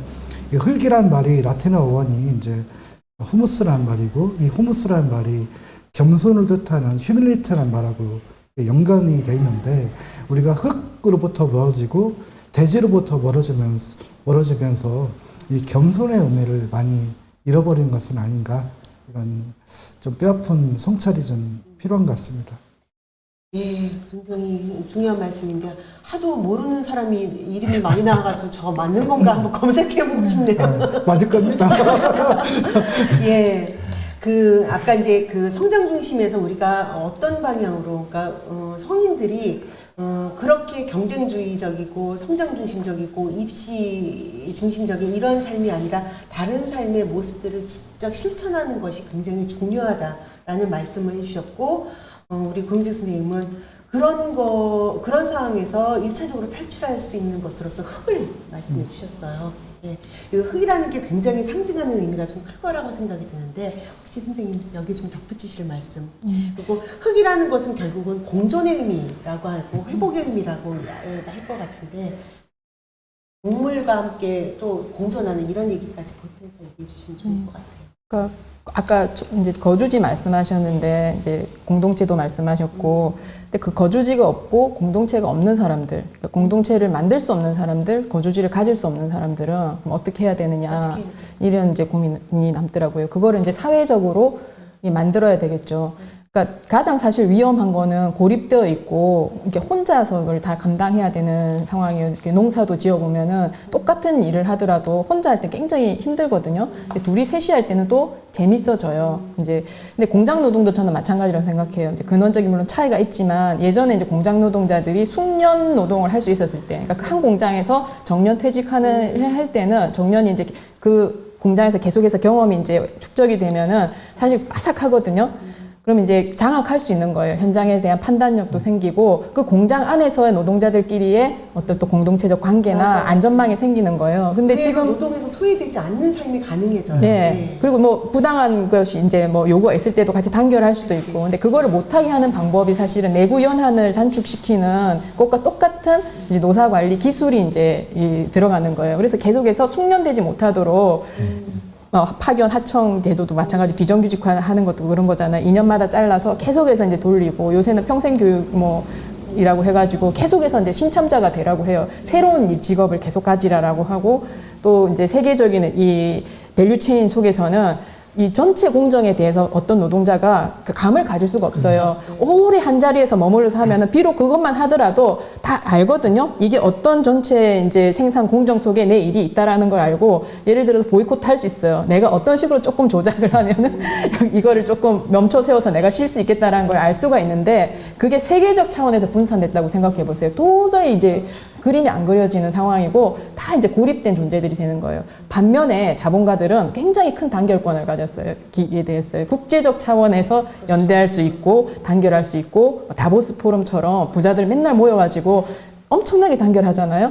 근데 그 단결할 수 있는 장소, 함께 거주할 수 있는 장소가 노동자들은 없는 거예요. 대표적으로 노조 가 있어야 되겠죠. 그럼 안전한 거예요. 할 텐데 안전할 수 있는 어떤 관계망들이 사실은 이제 다 분쇄되고 있는 거니까 사회적으로 공동체를 만들고 거주지를 만든다라고 하면은 이제 노동자들에게는 노조가 있어야 될 것이고 또 지역 단위마다 그런 이제 어떤 거점들이 있어야 되겠죠. 민중의 집도 필요하고. 그러니까 저는 민중공론장이 사라져 버린 것이 굉장히 큰 이제 예. 문제라고 생각을 해요. 그래서 사람들이 다 이제 TV만 보고 아니면 유튜브를 보면서 자기의 어떤 동네하고 아무 상관도 없고 우리 처지하고 전혀 다른 사람들의 이 삶을 보면서 동경만 하고 이제 있는 그런 상황들을부터 이제 깨 나가야죠. 그걸 보지 않고 이렇게 모여 앉아서 우리 동네 문제라든지 또 우리 공장 문제, 회사 문제를 얘기할 수 있는 그런 안전한 망을 만들어야 되겠다라는 것이고.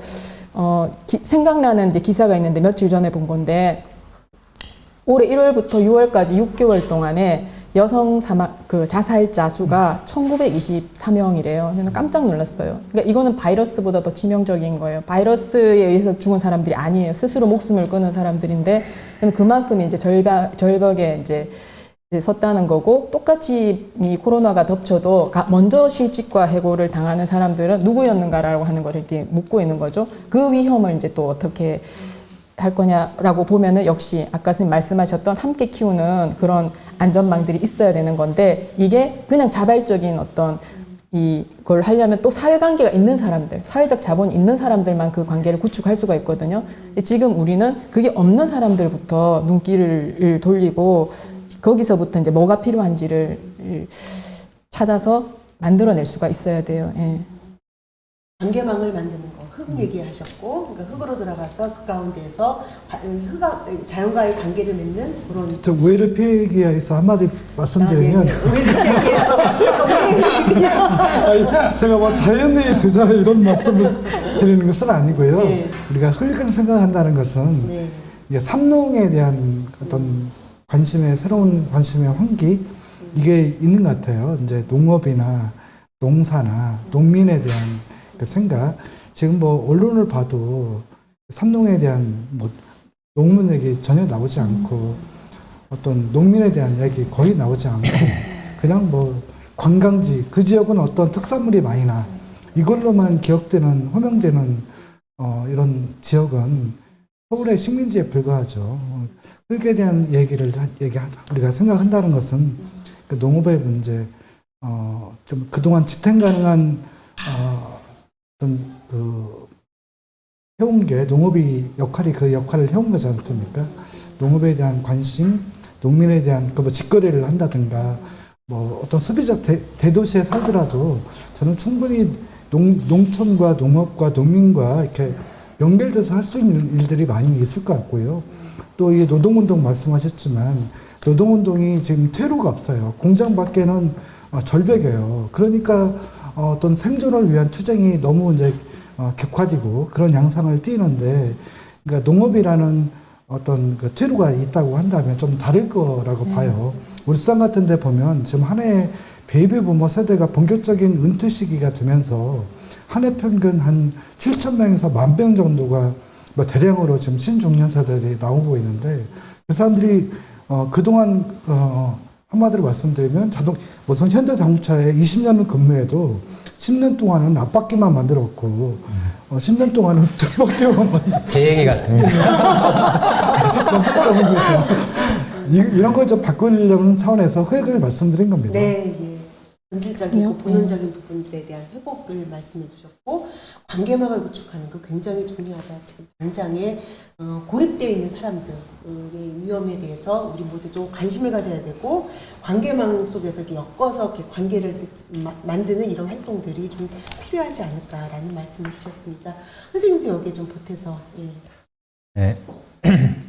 그 도시의 문제, 도시와 이제 농촌의 문제에 대해서 이야기하셔가지고 굉장히 공감하고, 지금은 시간 문제라고 생각을 하고, 그러니까 도시 자체가 스스로 지탱할 수는 없고 계속 다른 이제 외부를 착취해야만 지탱할 쓰레기 문제부터 해서 또 스스로 먹을 걸 생산할 수 없고, 이제 근데 코로나가 보여주는 거는 이게 오래 가지 않을 거다.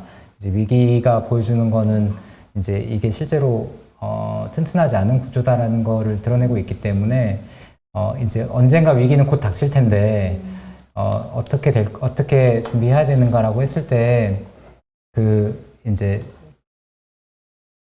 농촌 저희 제 개인적인 경험으로 이제 같이 살고 있는 친구들과의 경험으로 이야기를 하면은 이제 농촌하고 도시가 어떻게 어울려서 살 수 있나라고 하는, 이제 도시가 없어질 수는 없는 거니까.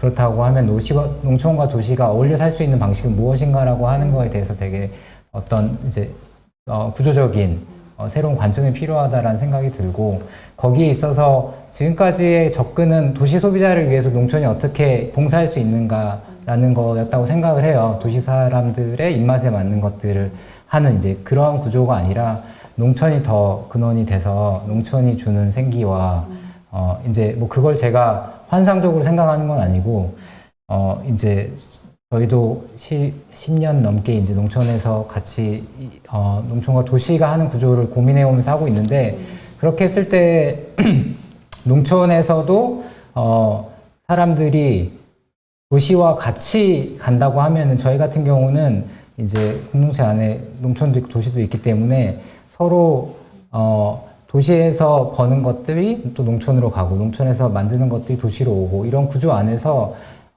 이제 어떤 사람은 죽도록 농사만 짓고 어떤 사람은 죽도록 일만 하고, 이런 구조가 아니고 어느 정도 이제 자기가 하고 싶은 일을 하면서, 그러니까 자기가 지어야 되는, 자기가 원래 하려고 했던 일들을 하면서 그걸 혼자서 하면은 황금성이 있는 걸 해야 되기 때문에 이제 계속해서 결국 시장에서 원하는 농사를 지어야 되잖아요. 근데 옆에서 지원해주는 사람들이 있다고 하면은 자기가 하려고 했던 것들을 이어갈 수 있다라고 생각을 하거든요. 그래서 어떻게 이제 그런 개인의 노력이 아니라 함께 갈 수 있는 구조적인 차원에서의 구조를 만드는가, 이런 것들이 시도가 필요한 일들이라는 생각이 들고, 그런 것들 속에서의 경험이 결국 중요하지 않나라는 생각이 듭니다. 네.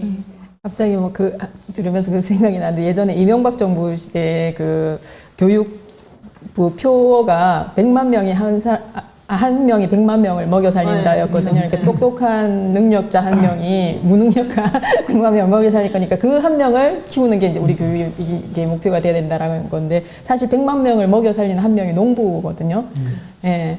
근데 그 농민을 지금 이렇게 이제 몰대하고 있다라는, 말씀 들으면서 갑자기 그게 생각이 나가지고, 그렇고 저는 이제 그 거주권을 계속, 그러니까 주거권하고는 또 다른 문제예요. 주거권도 이제 중요한데, 이 거주권은 이제 인간만이 아니라 이렇게 주택 문제만이 아니라 그 지역에서 살 권리에 대한 이제 문제인 거죠. 아까 그 공동체를 어떻게 만들 거냐라고 했을 때 약간 구체적인 대안이 없이 그냥 거점이 필요하다고만 하고 이제 넘어가 버려서. 근데 민중의 집도 중요하지만 사실 우리가 사는 집이 살 수 있을 만큼 오래 이제 살 수 있는 곳이어야 해요. 제가 그 어떤 다른 자리에서 그런 얘기를 했거든요. 아파트를 지을 때 꼭 그 놀이터를 짓고 뭐 이런 기초 시설들을 만들게 하고, 뭐 빌딩을 지으면은 조경을 하게 하고, 또 뭐 요새는 그 문화예술 작품들도 반드시 막 설치하게 하고 하잖아요.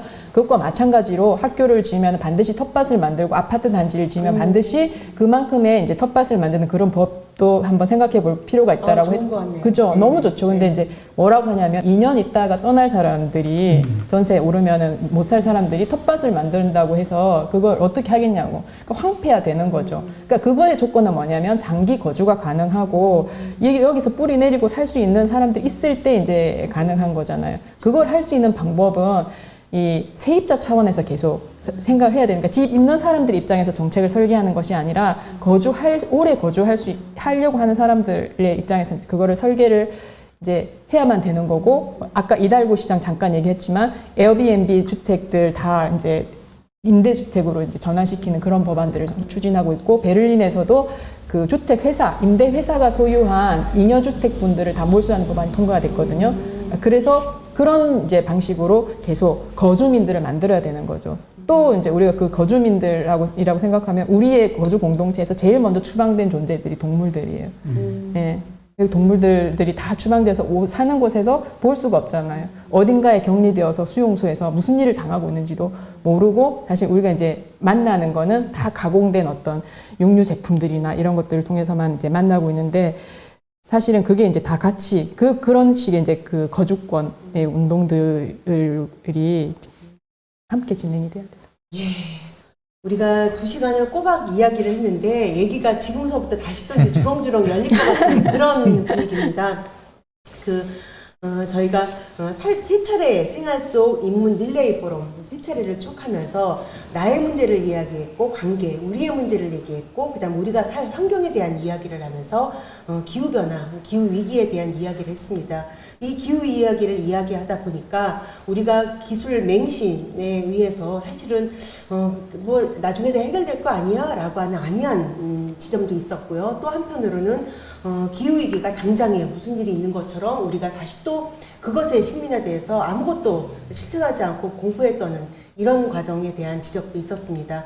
그러나 이 모든 것들이 정치적 사회적 문제와 연결되어 있고 이 전체를 좀 바꾸려고 하는 그런 노력들이 함께 반드시 있어야 된다라는 이야기를 같이 했습니다. 그런 가운데 우리가 할 수 있는 여러 가지 실천들을 좀 고민해 봤는데요. 아까 고영재 선생님이 덜덜덜이라고 얘기를 했는데 우리의 실천은 좀 무궁무진할 거라고 생각이 듭니다. 농사 속에서 우리가 회복하는 문제라든지 관계망을 만드는 문제라든지 우리의 삶 속에 사라진 동물의 문제라든지 우리가 가만히 상상해 보면은 왜 그렇게 되었을까를 생각해 보면은 이상한 이런 대목들을 다시 한번 머릿속에서 상상해보고 키워보는 게 이게 바로 결국 인문적 실험이고 인문적 상상이 아닐까라고 생각이 듭니다. 정말 많은 얘기가 있을 것 같은데 시간은 2시간, 그래서 여기를 여기서 마쳐야 될 것 같은데 굉장히 아쉬울 거라고 생각합니다. 그러나 안 됩니다. 2시간만 하기로 되어 있습니다. 예, 여기까지 쭉 이야기를 마쳤는데요. 여러분들이 양해해 주신다면 선생님들 한마디씩만 듣고 정리를 좀 해보도록 하겠습니다. 누구부터 하실까요? 선생님? 네. 아까 쉬는 시간에 카페 화장실에 갔는데요. 거기에 이 좋은 시가 한 편 적혀 있더라고요. 제가 좋아하는 시입니다. 윤동주 시인의 새로운 길이라는 시가 적혀 있더라고요. 저는 새로운 길이라는 시의 맨 마지막 연이 2줄로 되어 있는데요. 내를 건너서 숲으로, 고개를 넘어서 마을로 이렇게 되어 있습니다. 이게 윤동주 시인이 뭐 지금의 코로나19 사태 같은 것을 예견한 것은 아니겠지만 내를 건너서 숲으로 우리가 가야 되고 또 고개를 넘어서 마을로 가야 된다라고 요약할 수 있을 만큼 뭔가 자연에 대한 관심, 또 사람들과의 함께 거주하고 관계망을 만드는 일에 어떤 우리의 새로운 길이 있지 않을까. 그게 바로 시인은 새로운 길이라고 말하지 않았을까 생각합니다. 이게 바로 문화가 말하는 유구한 길이 아닌가 싶습니다. 네, 저는 어떻게 하고 왜라고 하는 질문 중에서 왜를 좀 이제는 물어달라고 말씀을 부탁을 드리고 싶어요. 이제 이런 일들에 대해서 우리는 어떻게 해야 될까, 어떤 대안을 찾아야 될까인데 왜가 없이 그렇게 가면은 좋은 뜻으로 선의로 이렇게 했음에도 오히려 이제 그게 나쁜 결과로 이어지는 경우가 있어요. 이렇게 전체 맥락을 속에서 대안적 실천론을 이제 찾아야 되는 건데 지금 우리 사회는 너무 이제 계속 어떻게만 돼 있는 것 같아요. 그것도 이제 좀 조급한 거예요. 근데 정말 어떻게를 그 대안을 제대로 된 대안을 잘 찾으려면 위장 환경주의라든지 녹색 세탁이라든지 등등에 속지 않고 선의로 했는데 오히려 나쁜 결과를 미치는 그런 일을 하지 않고 제대로 된 결과를 찾으면 반드시 왜로부터 시작을 해야 된다. 왜 이런 기후위기가 만들어졌는지, 누가 이걸 만들었는지, 왜 내가 이렇게 해결하려고 안 되는지에 대한 왜를 반드시 좀 물어주십시오라고 부탁을 드리고 싶고, 혼자 잘 안 되거든요. 같이 공부, 같이, 예. 그래서 공부 데모도 같이 하고, 자전거 데모도 같이 하고, 텃밭 데모도 같이 하고, 예, 그랬으면 좋겠습니다. 네. 전 선생님 말씀대로 저도 한 시를 이렇게 시로 마무리할 수 있으면 참 좋았겠다. 하지만 저에게 안 되는 부분인 것 같고, 저는 이제 지금 위기잖아요. 근데 이게 또한 저희한테 기회라고 생각을 하고 변화할 수밖에 없는데 여기서 한 수를 어떻게 두냐가 굉장히 중요하다라고 생각하는데 이제 함께 공부하고 그 속에서 계속해서 변화해 나가는 가능성이 있다라고 생각을 하고 그래서 특히 이제 제가 생각하는 거는 어떤 운동을 이제 다들 하는데 그 운동이 어떤 사람을 만들어내고 있는가, 그 운동이 지향하는 목표도 있지만 그 운동에 참여하는 사람들이 그 운동을 통해 어떤 경험을 하고 어떤 사람으로 변해가는가가 어떻게 보면 지금 더 근본적으로 중요한 게 아닐까. 그래서 이제 그렇게 새로운 주체를 만들어내는 운동, 그 주체, 참여한 주체 자체가 변화되는 운동은 어떤 것일까, 이거에 대한 좀 고민이 필요하고, 그런 것들은 요구하는 것을 넘어서서 스스로 그것들을 해나가는, 만들어가는, 창조성이 생겨나는 그런 운동들을 같이 하는 게 딱 좋은 시기라는 생각이 듭니다, 지금. 네, 딱 좋은 시기. 네. 우리가 지금도 뉴스나 TV나 또 이렇게 스마트폰을 보면요, 코로나가 해결되는 것은 백신이 만들어지면 된다라고 하는 그런 맹신을 하고 있는데, 백신의 문제가 아니라 우리가 바뀌고 세상이 좀 바뀌어야 되고 그런 가운데에서 우리가 실천할 수 있는 용기를 갖는 게 필요할 건데, 공부 데모라는 표현 전 참 좋네요. 공부하면서 스스로 이것들을 좀 만들어가고 그런 가운데서 실천을 모아나가는 그런 연대 힘, 이런 것들이 필요한 시기일 거라고 생각이 듭니다. 오늘 아쉬운 이 얘기는 여기까지 하고 또 기회가 되면 우리 선생님들과 함께 다시 한번 이야기해 보도록 하겠습니다. 오늘 처음 만난 선생님들과 2시간 동안 긴 수다 굉장히 재밌었고요. 여러분들도 같이 나중에 다시 한번 돌려보기 하면서 저희의 얘기에 함께 같이 동참하셔서 같이 고민을 나눠갔으면 좋겠습니다. 오늘 얘기 여기까지 하고 마치겠습니다. 감사합니다. 네, 수고하셨습니다.